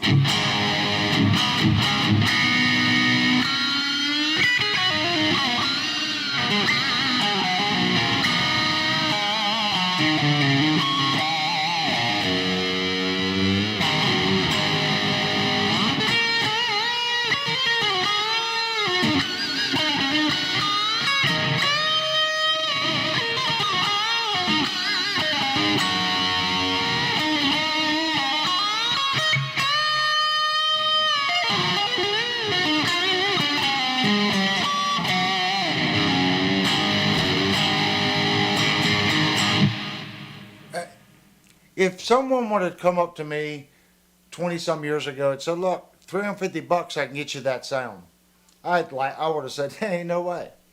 Do you use your pick or thumb or finger for your harmonics? I'm cheating.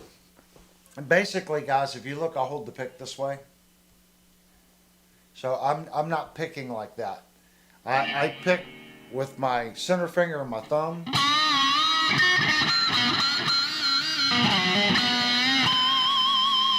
So to get that sound, I'm picking, and as I roll, I'm hitting it with my thumb.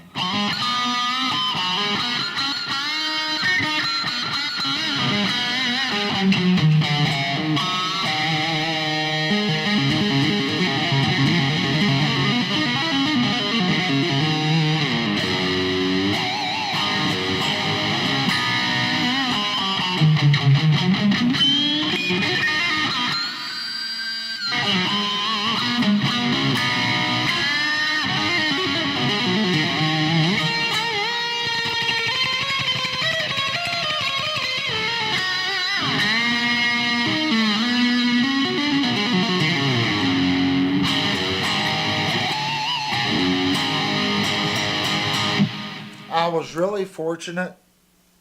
I'm not a great guitar player by any means. I would say I'm probably, as far as guitar players that I know, I'm below average from the people that I know and played with. Mark said the SWR 210 is a closed back. SWR 210. SWR 210. Yeah, Closed your back. cab behind you there. Actually, it's open back.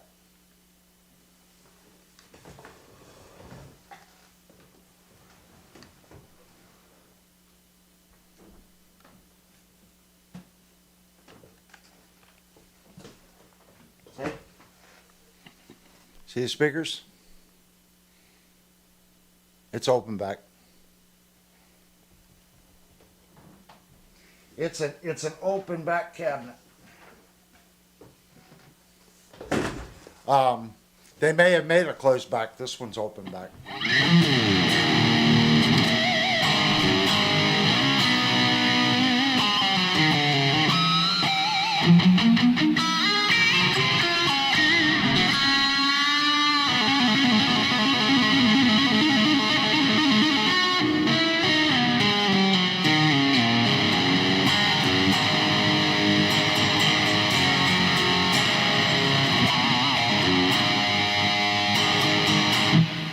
That just sounds really good to me. I'll take that all day long.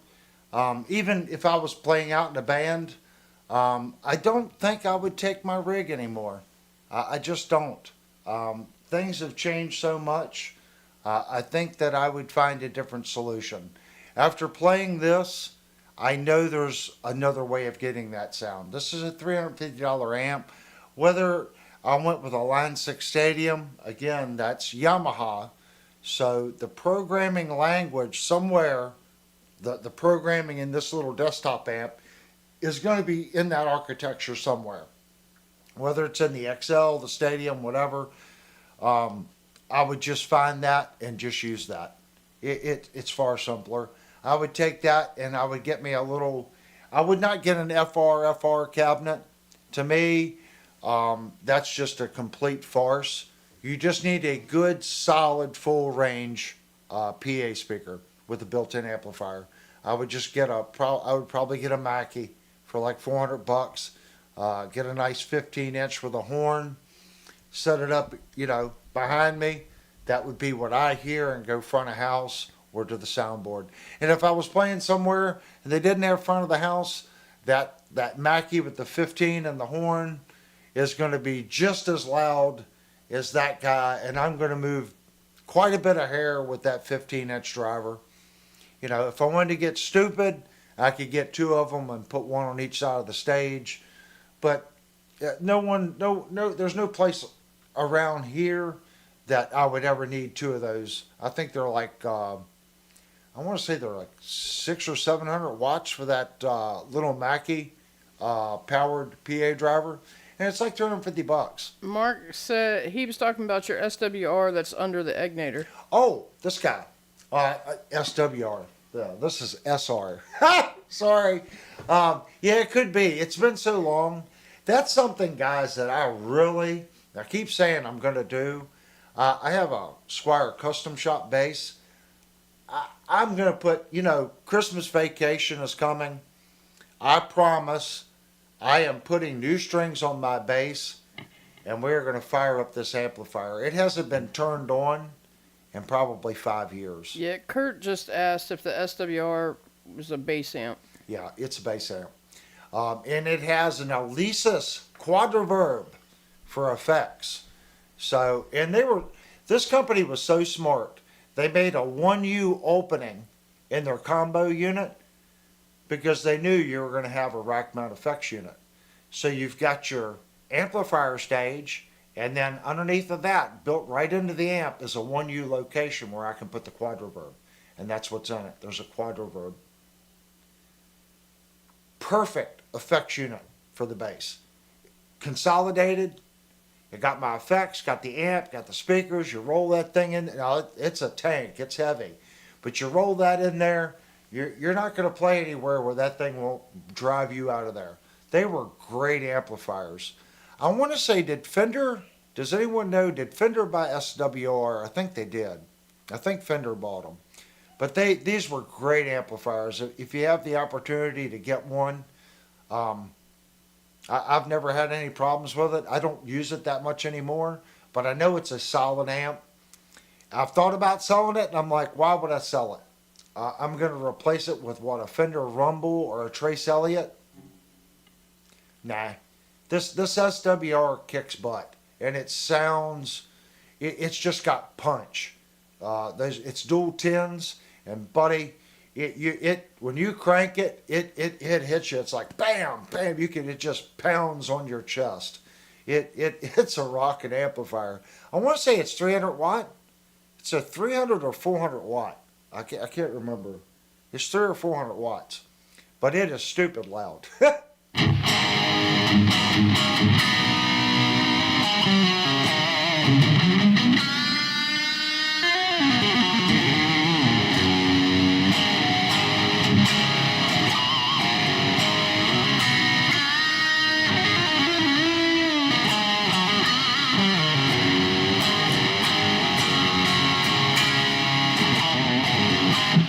When I wasn't talented enough to play guitar in the band, I played bass. I have no issues with that whatsoever. Am I a good bass player? Absolutely not. But I did it for one reason. I could be around musicians that were just this level. And even though I was on bass, I paid attention. I was right there. I'm watching them. I'm feeling what they're doing, how they're doing it. I'm watching them practice. I'm watching them. How are they learning this? How are they getting better? How are they communicating? And I'm fine with that. I know my skill set. So if I had the opportunity to play with someone that was far better than me, I'll play the bass 100%. Because I am going to learn something. One, I'm going to learn to play the bass a little better. Bass is the root of the instrument. You can't be a good lead guitar player if you're not a phenomenal rhythm player. I watch these guys on YouTube, and they're fast. There's a lot of fast guitar players on YouTube. But they have no sound, they have no feel, and there's nothing to it. Because they're not good rhythm players. They can sit there and sweep pick back and forth and do all this stuff, but you don't hear them play rhythm because they can't. They're not that good at it. So that limits what they can do. If you hear a phenomenal lead player, I mean next level lead player, I guarantee you he's a far superior rhythm player. He understands the bass and the root. He understands everything that song is doing. He understands key structures. He's got it. That's how come he's able to go so far outside the box and bring it back as a lead player. That's what makes a solid lead player. That's why when people ask me, they go, "Are you a lead guitar player?" I'm like, "No, I am not a lead guitar player. I lack the fundamental skills to be a lead guitar player in a professional band. And I know that. But I strive to become better. Everything that I learn will help me. But I also understand being a solid rhythm player.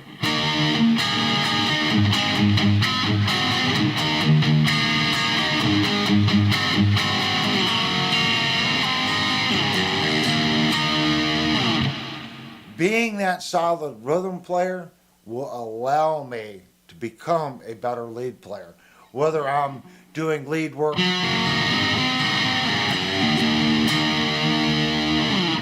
that's mixing it. Even though it's part of the rhythm, it's still secondary noting. Everything that you do rhythm-wise, you can build on. I can't stress that enough. If you want to be a really good lead player, learn your rhythm parts, learn them, know them like the back of your hand, and then get into your lead part. Know where your changes are, know what you can and can't do. Once you know that, you can break all the rules. There are no rules. But you need to at least know the rules and know where you should be before you go out of it. Just like this is not right.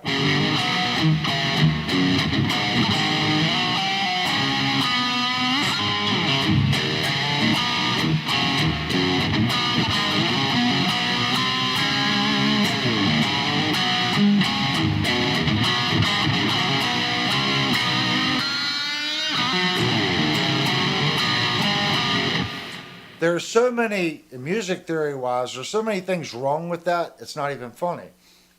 But it works.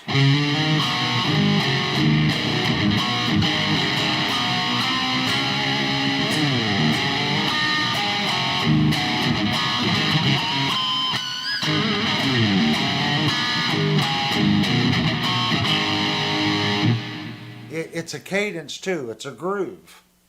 That's why I was saying, I want to be able to do some of the things that I see other guitar players do, whether it's YouTube, the sweep picking, stuff like that. I'm not there because I'm just not there. Maybe it's because I want to play a certain way, and I just don't want that.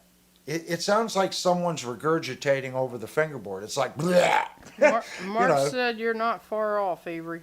Yeah, does that kind of make sense, guys? I do. I'm not putting them down. I respect what they can do, okay? That, it's complicated stuff, they're fast.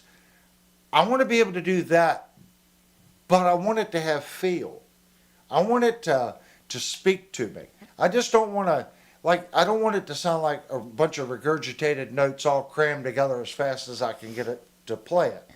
I want it to have structure, fast, feel, all the things that make someone go, huh, now that is a lead. You know. Cheryl has to go. Oh, thank you so much, Cheryl. Appreciate all.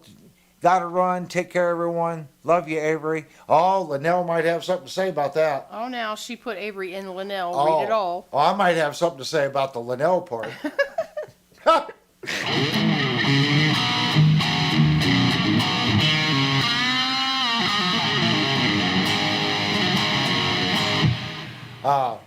We're all on a path. That's why I always tell people, you know, when you're starting out, don't worry about getting a stupid high-end instrument. Pick an instrument up like this. Take it from someone that's been playing 30 years. This is a great guitar. The Jackson makes a great guitar. Sire makes a great guitar. Schecter makes a great guitar. There's all kinds of great guitars. Epiphone at the $500, $400 to $500 price point. Get that guitar. Don't worry about what I just said earlier about the $2,000 Jackson. Is it a great guitar? Absolutely. Don't put your money there. Get this guitar and put your money in your amplifier and your effects. Because you can buy a $7,000 Gibson, and if you plug it into a little crappy Gorilla amp, it's still going to sound like a little crappy Gorilla amp. You're not going to hear the difference. You have to have a good amplifier. You know, I go back and I listen to some of the streams. How much variation is it in the guitar, especially in modeling? Okay? These new modeling amps are really good at hiding problems with the guitar. They really are. And in a lot of ways, guys, don't say, oh, that's cheating. Look at it this way. Look at it as a bonus. If that amp can offset some weak points, that's even better. Steve said he's still not sure when that tease will be on its way to you. Oh, well, that means they're double checking it. If Torsion, if you're watching, dude, if I think everyone here will tell you, I am a 100% honest cat. I am not going to. I have no skin in your game whatsoever, man. I don't. I wish you 100% success in what you're doing. And I can say that as a manufacturer. I know what you're doing. Even though you're not manufacturing the guitar, you still have to front money. Okay? And that's not cheap. And you're selling a budget guitar. So I know there's not a lot of money there. There's not a lot of meat on that bone. So when you send out a check for $10, $20, $30,000 for an order of guitars, and you might be making $80, $100, $120 max on your top tier guitar, I don't think you're making that much. It's usually 30-40% max. That's a lot of forward money for very little return. And if you're sitting there and you're setting up every individual guitar, mad props to you. That's not a business model that I would do, if that makes sense. It's not that I haven't. Okay, I have done business before, and I've run my CNC at cost. Is that smart business? It is, because next week that tech is running and I'm making $200 an hour on it. I just got to keep the machine busy to keep the tech on it. So if I've got to run it at cost to make sure that guy on the floor stays busy and he doesn't leave and find another job, that's what it's about. That's a little different than what you're doing. It's a much more of a higher risk what you're doing than what I do professionally, if that makes sense. That's why I don't cross into making guitars. A lot of people have asked me to do that. I can't compete. I can't CNC out a body and do a neck and put it together and even remotely be competitive. I know that. That's why I say, don't worry about it. Whatever guitar you send me, I'm going to give it an honest review, and all my reviews are technically based on price point. At the end, I always say, look, at this price point, it's good. I even said that about, the Ibanez. The fretwork wasn't perfect on them. There was a high fret, I think, on that one. Okay? It wasn't 100%, but I'm looking at the pickups that are in the guitar, how well the guitar plays, and the general fit and finish, and the price point. And I'm basing the review on that. But what I find in it is what I find in it. Okay? There's very rarely is there such thing as the perfect guitar. There's going to be a blemish here or there on pretty much anything. Everyone says I'm picky. Yeah, I am picky, because I don't know who's picky on what when I do the review. Someone might be really anal about the tuning keys, the next guy's really anal about the bridge, the next guy's really anal about the binding, next guy's anal about how the neck pocket is. So I look at every individual thing to the highest level. Is it right, wrong, or indifferent, or what do I see? And I point it out. Then it becomes the viewer's decision to go, is this guitar worth $450? In my opinion, this guitar is worth $450. Your guitar is coming in at a lower price point. I do not expect your guitar, okay, to have the sound. I don't expect it to play like this. It's a different instrument. As long as it's a decent instrument and there's not issues with it, you're going to be fine. I've had Harley Benton on the channel. I thought the Harley Benton was good. The pickups were weak in the guitar. A lot of the budget guitars, that's where they're saving money, on the pickups. So when I receive your guitar, I'm not expecting it to have great pickups. I'm not. If it does, that's a bonus. I'm not expecting it to have the tuners any better than these tuners. If it does, that's a bonus. Does that kind of make sense? I don't think there's anyone that's watched this channel that'll say that I've ever been unfair.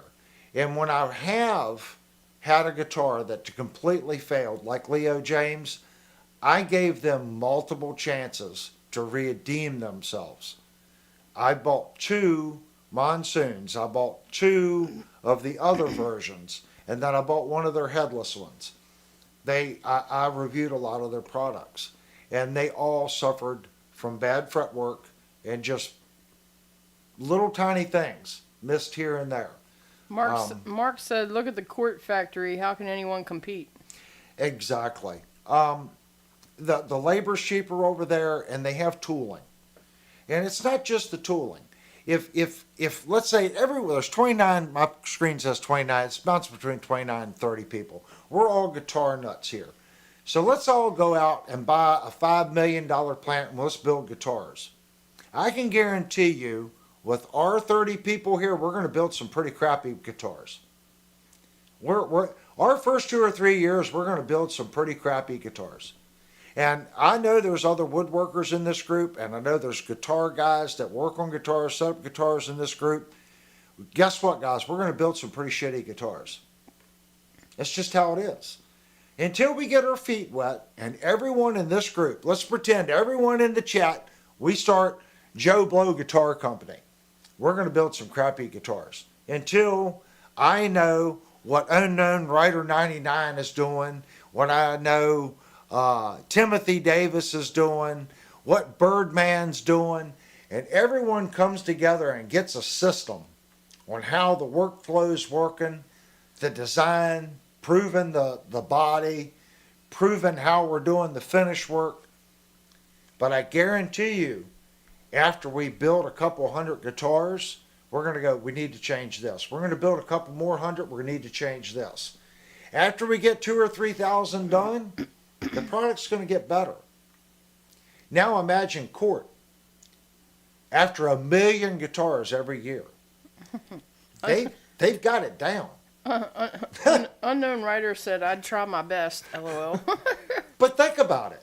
If you built 1 million guitars in 1 year, I think they build more than 1 million.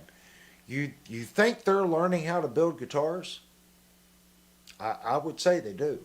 Steve said, "Avery, guessing the only thing I'll do is swap the bridge pickup to a humbucker of sorts." Yeah, I expect it's going to be a good guitar. I've seen too many reviews from too many channels that claim they're decent guitars. So I'm expecting a decent guitar from Tees. Is it my cup of tea? I can already tell you guys, it's probably not going to be my cup of tea. But that's fine.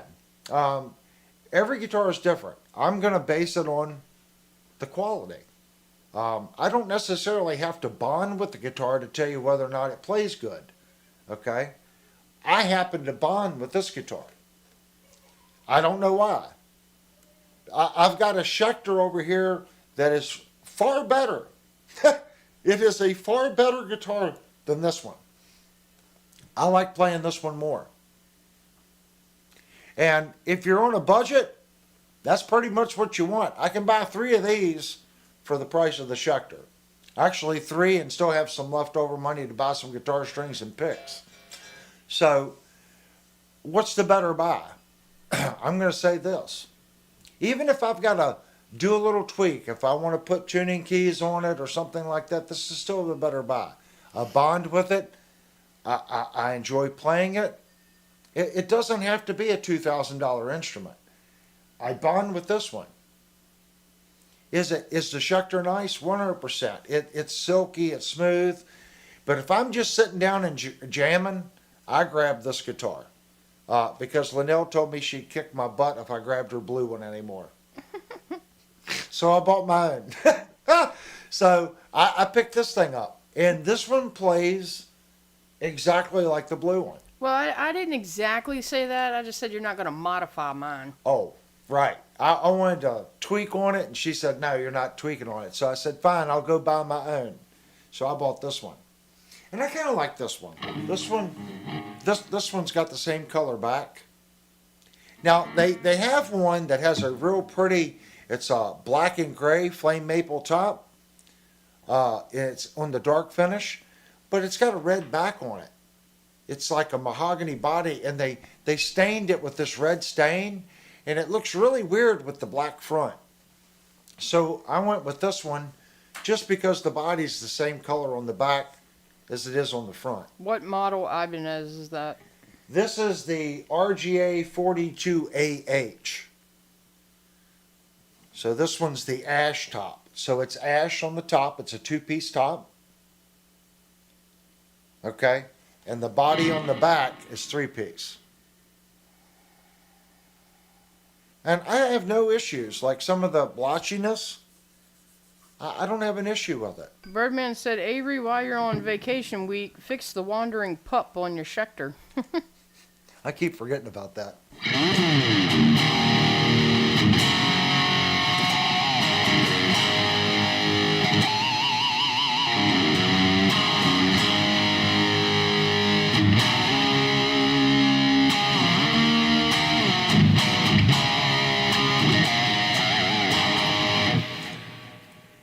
I like the guitar. Yeah. So if you guys get a guitar and you bond with it, you know, it's like the PV Nitro. When I was playing professionally out, I played my PV Nitro, and guys would come up to me with ESPs, Jacksons, you name it. And they're like, you man, dude, you're playing a PV. I'm like, yeah, it's a PV. We're starting to get lag. And they would go, it's a PV. And I'm like, yeah, it's a PV. And they're like, why are you playing a PV?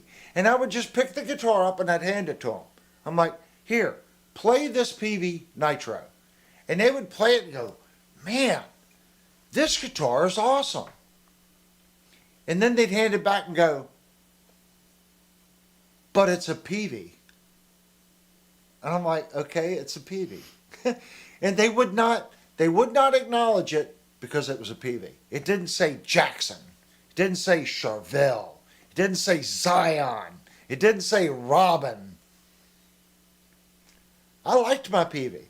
PV made awesome guitars from 86 to about 92. They started falling off the bandwagon about 2 years after making the Eddie Van Halen stuff. Some of their master techs kind of left. Their hay years were the Vandenberg years. BCG, which I think he said, I think he said Chris, it has to go. Oh, thank you so much, BCG. And if it is Chris, you can type in. We can just call you that next time. I'm just going by your YouTube. Yeah, I think he typed it in earlier. I'm pretty sure he said Chris. I'm not 100%. Dude, it's so good having you here. Like I said, when we have people come back each week and participate, that's what it's about. I can't do the stream without you guys. We're just gearheads and guitar lovers. So we get together, we hang out, we talk stuff. That's what it's about. You can ask Linnell. I was having a pretty day. I feel so much better getting on here and hanging out and talking with you guys. It lifts me from my work atmosphere, which is down here, to up here. It really makes me come to life. And that's why I tell people I stopped playing for many, many years. I was not the same person when I wasn't playing. Music is an outlet for us. It allows us to get all that negativity out, all the happiness out, all the sadness, all that is in music. And you can hear it in people's guitar player. They just went through, let's say, their parents died or something. Listen to them play guitar. You can hear the sorrow in the guitar part. That's a musician. If they're happy, they just got married and met the love of their life, you can hear the happiness in their playing. So forth. Music is an outlet. It can make you go from a bad day and inspire you to feel better. Even when you feel sick and you just feel like alone and depressed, you can pick this thing up and just the sound of the music and listening to music can bring you out of it. I can't stress that enough. Literally, I was having a really poopy day. You can ask Linnell when I come home. I was just putting my head down on the table going, we all have a job, and we all want to have a job that we love. And sometimes we just don't have that. We don't have that job that just inspires you. So we have to have something else that brings out that creativity. And for me, it's music.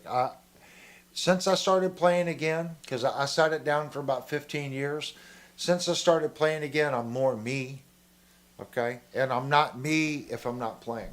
Mark said, PV bass is good, the one that is neck through. Yes, they did make good guitars and basses. Yes, PV made some awesome basses. I mean, awesome basses. And you know, because there was a couple runs of those particular models that go for stupid money. The Vandenberg was a stupid good guitar. The puzzle neck through, they go for $5, $6, $7,000. They made very few of the neck through puzzle Vandenbergs. I have a bolt on. Mine's a '91 with the second gen Kaler on it. I want a Gen 1 with the Kaler Killer 2700. I found two in the last 6 years in the pink. That's the one I want. I want a pink one. And they've both been over $2,700. And you're going, wow. Well, a new Vandenberg is $3,000. PV re-released in Vandenberg, and it's not a Vandenberg. Mark It's says, got a Floyd Rose tremolo in it. That's not a Vandenberg. Mark says, do you ever write your own music? I used to. I don't do too much writing anymore because of YouTube. I have a wonderful MPC workstation here, MPC 61. It replaced a Korg M1. I've got the equipment. I just don't really write anymore. And I've had a couple people reach out to me wanting to do some collab stuff. And it's not that I don't want to, guys. If you're one of the people that reached out, I just don't. It's a time thing, and I don't want to hold up your project on me writing a rhythm part or doing something for a song that you're redoing when I am so swamped with the guitars that are here at the house and doing the YouTube thing, and then also doing my 40-hour-a-week job. It's just I don't have the time for it. I want to. I used to write a lot of music. Pretty much everything you hear here is going to be a twisted version of another song, so don't get a copyright strike, or original. Most of the stuff that I do is older original stuff. You don't even realize that's what I'm doing. It's just how it is. I want to, but YouTube takes a lot of time, guys. I don't even have any of the gym videos done, and I'm reassembling the guitar. I just recorded 12 hours of Jet 500 repair video, and I'm still processing the first gym video. So I'm actually 3 videos ahead on recorded stuff, and have not had the time to actually sit down and edit and process the videos. I've went back. So you guys know we had a problem with Amazon and the affiliate links, and we just said screw it. So the affiliate links should be working again. And if you guys would, click on a link. If you're buying something from Amazon, you don't have to buy my product or something that I linked. As long as you click on the link and then you go to Amazon, buy something. I don't care if you buy a can of beans. It does help support the channel. So we did get that up and running. I'm going back and I'm adding chapters to the videos, and I'm putting links to things again. I used to do it all the time, but I stopped on the live channels and some of the live reviews. I haven't broke any of that stuff up into chapters. YouTube really wants you to do that. When someone clicks on a 2-hour stream and there's no chapters, it makes it hard. They want to look at what's the general topic of the stream so they can jump to that point. It's just me. We have Devastator runs the Discord server, and we have a couple moderators, and that's it. It's me that does the recording and the editing and all that. The channel's too small to have someone editing videos. There's no money. YouTube doesn't pay enough money to even consider reaching out and having help done. It would have to all be voluntary stuff. And I'll be honest with you, it takes a lot of hours. You would have to love it, because it gets time consuming, if that makes sense. So with all that, it just takes the time away from me. And that burns into my practice time as well. So my practice time is hanging out with you guys. That's probably the most practice I get, is just hanging out and jamming with you guys. Maybe once every 2 weeks, do I sit down and actually practice, and that's sad.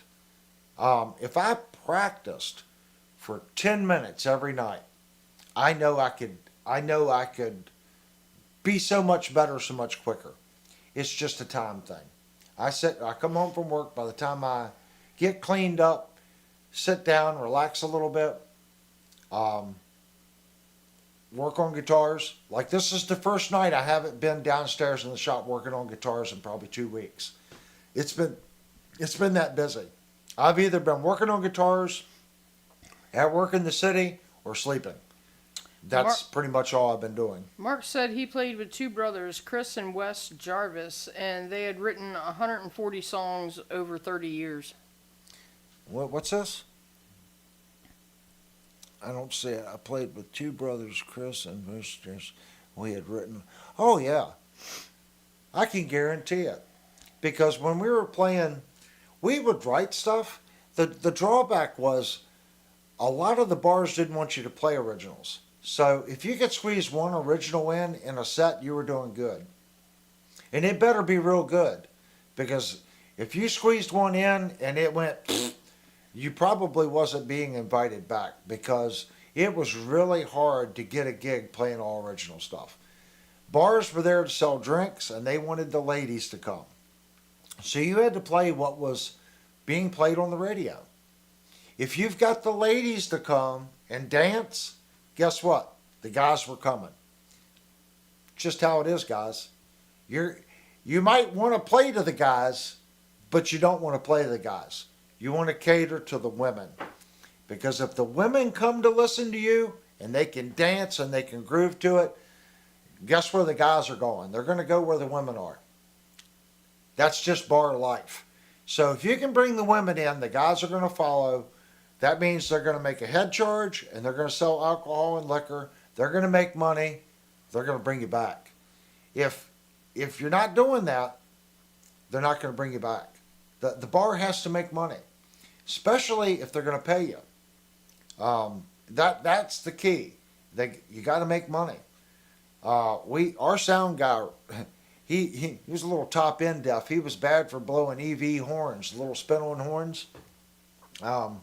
You blew one of those a night, and you had a drummer like we had that was buying every female in the bar a free drink.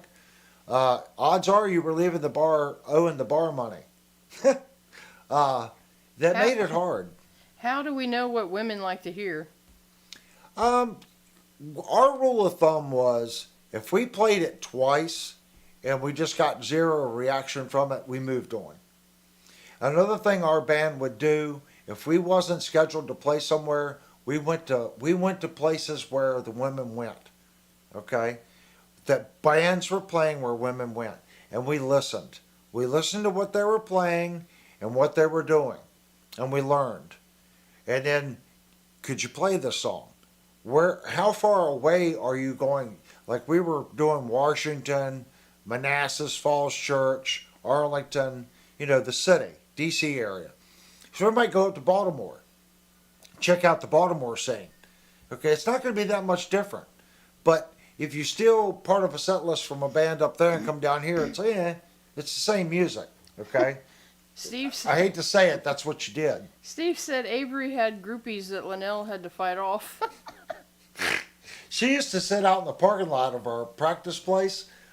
We practiced in a hair salon. I was the groupie for the practice. And it was the turnaround spot back when people cruised. So when they would turn around in the parking lot, the salon was in there, and we just opened up the door, and that was our practice. People would pull in and park and listen to the band. And we would instantly know if we were doing something bad or just no interest. We could look out the window and see the reaction. So that was probably our best place to practice, because they were younger people cruising the strip. They were listening to the radio. So if they had no interest in it, then you knew, okay, that's not a good song. It wasn't a good song. It didn't mean that it always worked, but at least give you a reference. We played, you listen to me now, you'd go, well, you never played Hootie and the Blowfish. Oh. Yeah, we did. We played Hootie and the Blowfish. Let her cry. Yeah, we played Let Her Cry. A lot. A lot. Well, I think at the time we were learning that song, honey. We okay. played STP, Stone Temple Pilots. Uh, I saw them in concert. yeah, and what's that? You gotta lose weight, fat boy. Lose weight tomorrow. Silverchair? Was that Silverchair? I think it was maybe, I don't know. I know we did Silverchair, but that other song, we did Silverchair. Of course, we did some AC/DC. Uh, Van Halen. I think we did one Van Halen song. Did some Ugly Kid Joe. Uh, I don't think we played any Dokken. Didn't play any Rat. Um, Creed. We played some Creed. Um, a lot of stuff from like, let's say, 89 to about 95. That was the target audience. And the reason for that is that was the age group that was going to the places that we were going to. Now, if we went and played a poop hole like the Silver Dollar or Payne's Biker Bar, yeah, we were going to play some Leonard Skinner, maybe some Molly Hatchet, stuff like that. We wasn't going in there and playing Hootie and the Blowfish because they were going to kick your butt out of the place. So you had to have different kinds of music for the place you were playing. I liked Molly Hatchet. I liked Leonard Skinner. But most of the places we played, that just wasn't going to cut it. We were trying to play places where we could make money. You know, that was the thing. We wanted to make money.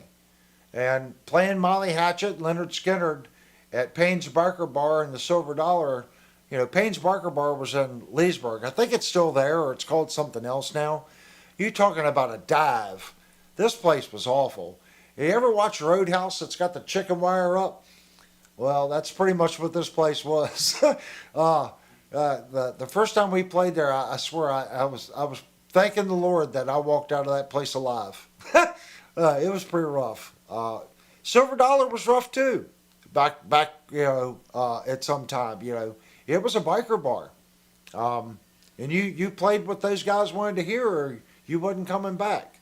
So if you wanted to go out and play and you wanted to make money, those were venues that you had to play. It wasn't my favorite thing to do. It really wasn't. But being a musician, sometimes you're going to play things that you don't want to play, especially if you're in a band with other guys. You're not always going to agree on the set list. You're going to make compromises. And when you learn a song, keep it simple, stupid. There are so many 4 and 5 chord songs out there that are simple that people love. Play those songs. And I'm not saying don't learn complicated music, but you're out to have fun. If you can't have fun playing it and your brain is so concentrated on the next change or getting this chord structure right or this or that, just drop the song. I hate to say it, just don't play it. Because one, they're going to see that you're up there doing this. Whatever it is, you got your finger, you can't watch what you're doing. You can't go.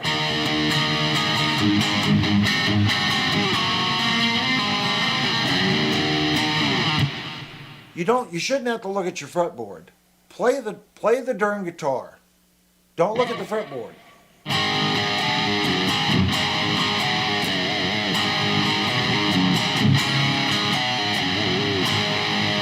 If you can't play it and look over this way, drop it. Or continue practicing until you can. Because no one wants to go watch a band and the guy's sitting there going, or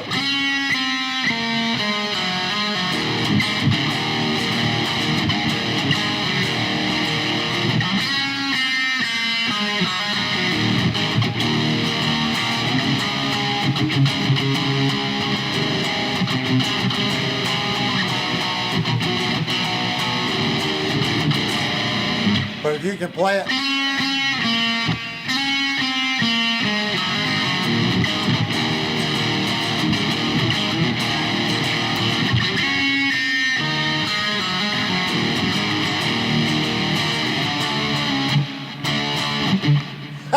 I just say if you can't do it.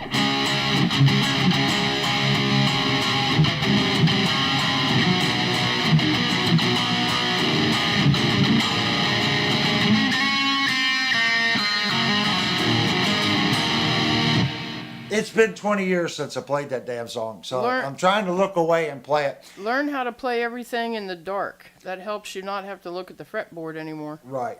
People are going to see, if you're sitting there staring at your fretboard and you're like a zombie up there, guess what? They're not going to get into you. You got to have fun. When you go to the bar, you want to have fun. You're up dancing. Pick songs that you can groove and dance and hop around and enjoy yourselves. Be a band. Make those people happy. And to do that, you got to be happy and play the song. You got to get into it and interact while you're playing. If you can't do that, you're just not going to bring the excitement there. And that's going to keep you at smaller venues. You're not going to hit the bigger places. And don't take anything I'm saying. I'm a has-been that does CNC work now. I wasn't good enough to make it, guys. I know some guys that did make it, but they were far more talented than me. That's why they made it. Me, I was the rhythm player or the bass player. Or I snuck them into Shally Acres because they were too young to get in at the time. But that's okay. I had the opportunity to play with them. And I knew when I played with those people, remember what I said earlier?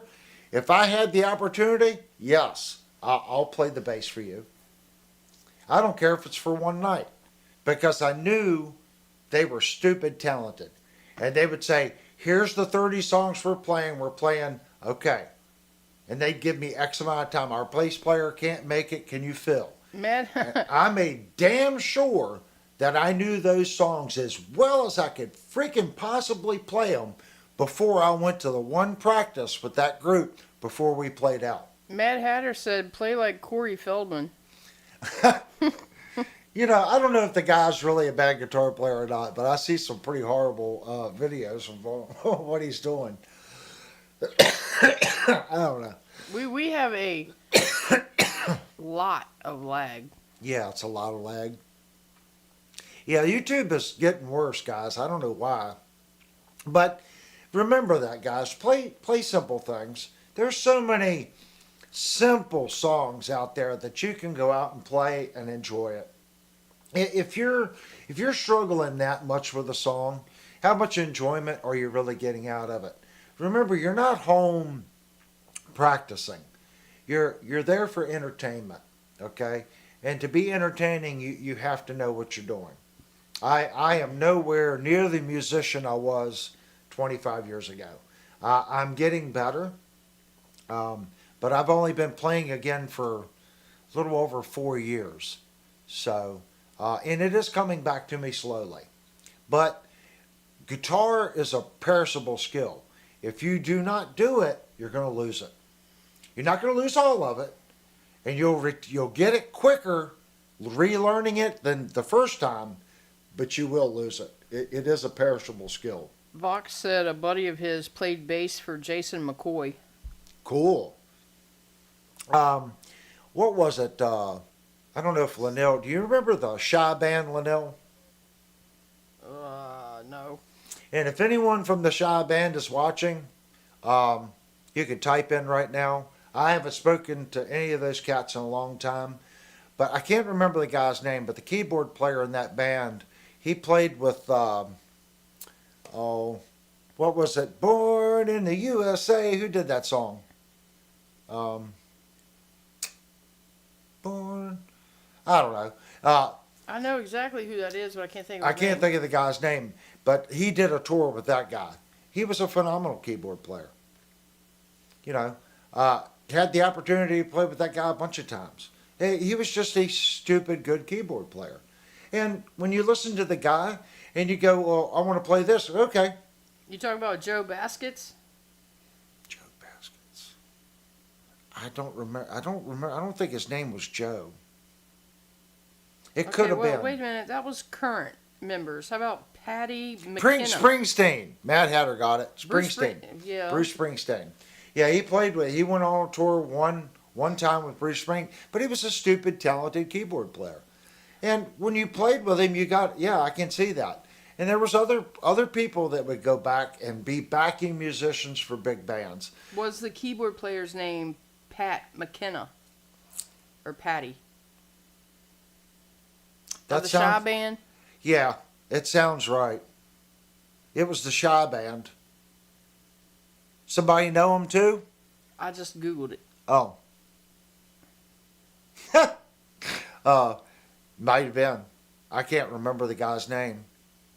It's been so many years, but I had the opportunity to play with him. Just a really good guy. And that was a great band.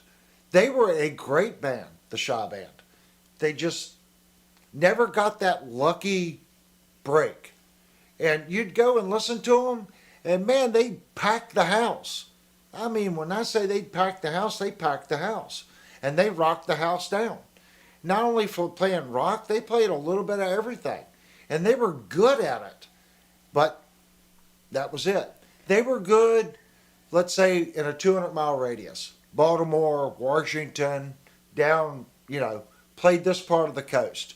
And they just couldn't break out. Unlike Kix, Steve Whiteman and those cats, they were local band too. But Steve broke out. That's cool for Steve. Steve regretted signing after Midnight Dynamite. He went back to a small label because they ran him ragged. Good for Steve. Any studio musician will tell you it's not what you play, it's what you don't play. Yeah, I can agree with that. And learn how do you say this again? In Bay Malmsteen's yeah, song. that's it. I can't. I keep forgetting how to play or say his name. And anyway, learn one of his songs. Everything else will be easy after that. I sit down and I try to do arpeggios and stuff like that. That's what we were talking about earlier about practicing, maybe once every 2 weeks. I get frustrated, but I know I retain some of it. Whether or not, like, you'll hear me do a lot of like.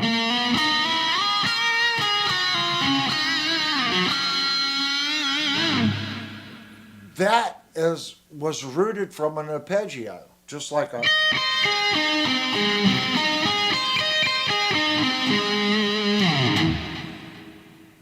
You don't have to necessarily play it fast, but you're.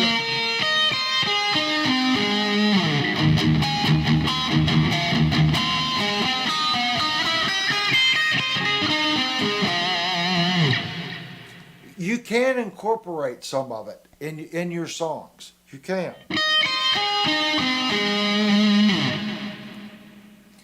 Just learn it. You may not use it for 2 or 3 years, okay? But eventually, one day, you're going to go, well, where'd that come from? And you're like, oh, okay, now I get it.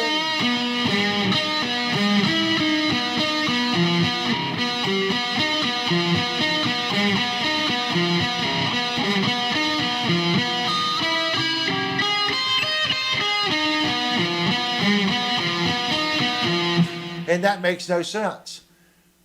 But it's a good exercise.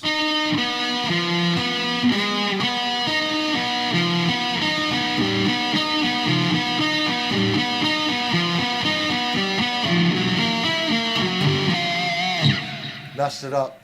But it's an odd sequence because every other time you're picking on the upstroke and the next time that note's picked on the downstroke.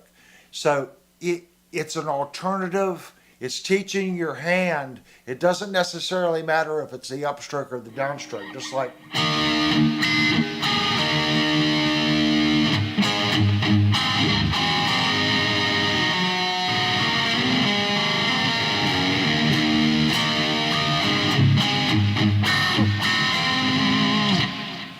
Once you get used to accenting on the upstroke every other time, you'll start to realize that you'll get in a pattern. That makes it easier to start going.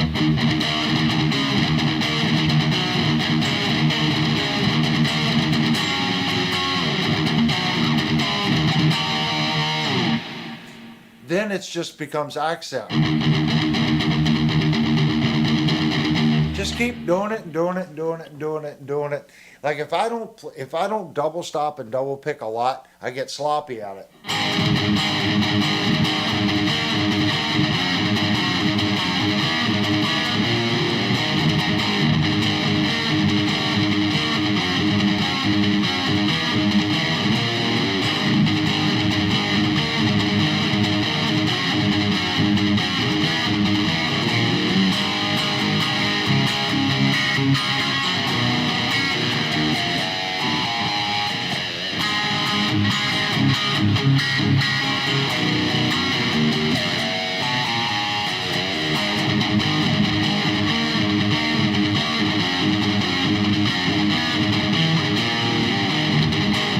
Just keep doing it.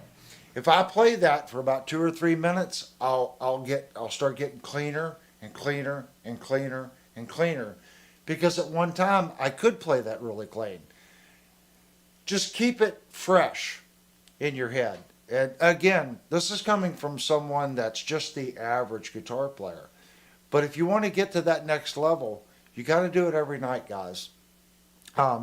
For me, I already spilled my beans on why I play. I do it for health. It helps me just disconnect from everyday life. So, and you guys are part of that journey. Like I said, when I came home, I didn't feel good. Now I feel like Avery again, if that makes sense. It brings me out. You know, it takes that work, the cinder blocks that work puts on me, it takes them off. And it allows me to be me again.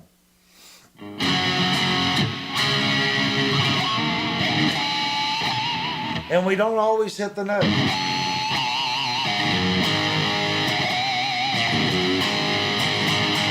That's why when I do the live reviews, no one really picks on me too much. I miss fret, I miss note, but it's a live review. Every live review we do, I always forget something. Whether it's weighing the guitar, checking the fret radius, or string action height. And at the beginning of every review, I always say, I'm not going to miss everything. I'm going to touch base on everything. Everyone, we miss something. It's just part of being human. And I think that's what gives this channel the I guess, refreshing way. I want it to be just real life, and that's what it is. We're not doing anything behind the scenes here. It's just me with a guitar and you guys in the background chatting and giving your opinions on it. All right. If you didn't know, you did not have to be a subscriber to chat. I'm not big on that. And as soon as I find where I put the guitar stand, set the guitar back up. I want you to come in and chat and be part of the group. That's what it's about. I do feel that there's a lot of content on this channel. Please go to the main channel page. There's a ton of videos on how to fix guitars, how to mod guitars, cut nuts, tremolo work, stuff like that. There's a ton of guitar reviews. We've reviewed close to 70 guitars on this channel. Birdman said, Avery have a laminated written cheat sheet standing by. I need to do something. We're gonna, when Christmas comes, we are gonna do some rearranging. The channel's grown over the last year, and new equipment has come in, and I'm still kind of using the old system. So we are going to make some changes. I probably won't have the wing rack until the beginning of next year. So that's going to bring some changes. So next year's goal is new wing rack, get the mixer fixed, and a new computer so we can do some better editing. And that's pretty much it. And continue to make good content. Continue to get decent guitars in that you guys want to see, do reviews and product stuff. And of course the Hangouts. That's the goal of the channel. I'm not out to set the world on fire, guys. I do this part-time. But I want to keep the community honest and just like it is right now, where you can come in, say your peace of mind, and be respected. That's the main goal, is respect others, okay? We're all musicians. We don't always have to agree. That's part of it, guys. I mean, if I agreed with everybody, it would be a pretty dull and boring life. If everyone liked the same guitar, it would be pretty boring to walk into Guitar Center and they're all Telecasters. We all like different things. So that's what we're here to share. Sometimes we'll like things and we don't even know we like it and we say it sucks, but we haven't given it the opportunity. Vox said And I'm bad for that. Vox said that's why I love the channel. It's like Jimmy Page used to say, warts and all, just play. That's it. You got to play through it. And guys, you see my guitar playing. I make mistakes. Play through it. That's the first thing a professional musician told me when I got on stage with him. And I was faltering. He looked at me, he said, okay, I get it. You're struggling, you're nervous. Play through it. He goes, just play through it.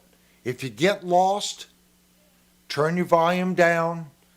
Don't stop playing. Turn your volume down. Look at whoever's next to you and follow. He said, just turn your volume back. The sound guy's got you. If you're lost, he's going to fix it. But don't stop, because that's not teaching you. He said, if you're lost, follow. And by following that musician, you're going to start learning structure. He goes, I don't want you to follow. You need to learn it. But I get it. You know, and each time you get a little better, another musician say, look, you need to work on this or this or this. You know, and I would always take that advice and I would try to get better. And it's amazing how much dumber I am now to when I was in my 20s. Because when I was in my 20s, I knew everything. Forget about it. I knew it all. Now I know absolutely nothing, and I give everything a chance, because I realized back then I thought I knew everything, but I had a very narrow point of view. And now I see things, being older and more experienced, I see where a Telecaster fits in, where a Strat fits in, where a Les Paul fits in, where a modeling amp fits in, where a tube amp fits in, or a combo amp. I get it. There's a place for everything, and depending on what you're using it for, maybe it's not the best fit for you. So there's a little bit of everything. If there wasn't a demand for a product, manufacturers wouldn't make it. So you look at it that way. Somewhere someone is having success with this piece of equipment that you may not be bonding with, if that makes sense. Someone else might bond with it. All right, guys, we're going to call it a night. I do have to get up at 4:30, oh my gosh, in the morning. I want to thank everyone for coming in. Without you guys, the stream is not possible. Hope everyone enjoyed it. Don't forget, we do have a Discord server. You can go there. You can post pictures of your projects that you're working on, because I know you guys have projects. Anything that you guys see that someone might be interested, whether it's a good deal on Reverb or a sale or something like that, post it in the Discord. Share what it is that you found, whether it's a trick working on your guitar or a sales thing, you know. Or if you got a question, you can go there and post it on Discord. We actually have some rooms in there where you can get in there and just jam on your guitar, and people go in there and listen. There's a meme room where you can put funny little memes up. And there's also a YouTube suggestion room. We're not nine-sided here. There's tons of decent channels on YouTube. So if you know a good channel on YouTube and you want to share that experience, I'm all about it. I'm not saying you can't post it on our server. There could be good content there. So post it up. All right, guys, thank you so much. We're going to do our 5-minute ending stream. And don't forget, Super Chats fund the channel. It also allows us to do guitar giveaways like this one, which this is the last time you guys will see this guitar. I hate to say it, but she goes to Time Surfing Alien this weekend. I want to thank everyone that donated money through Super Chats to purchase this guitar. That's what makes the channel work. Again, thanks a lot, guys.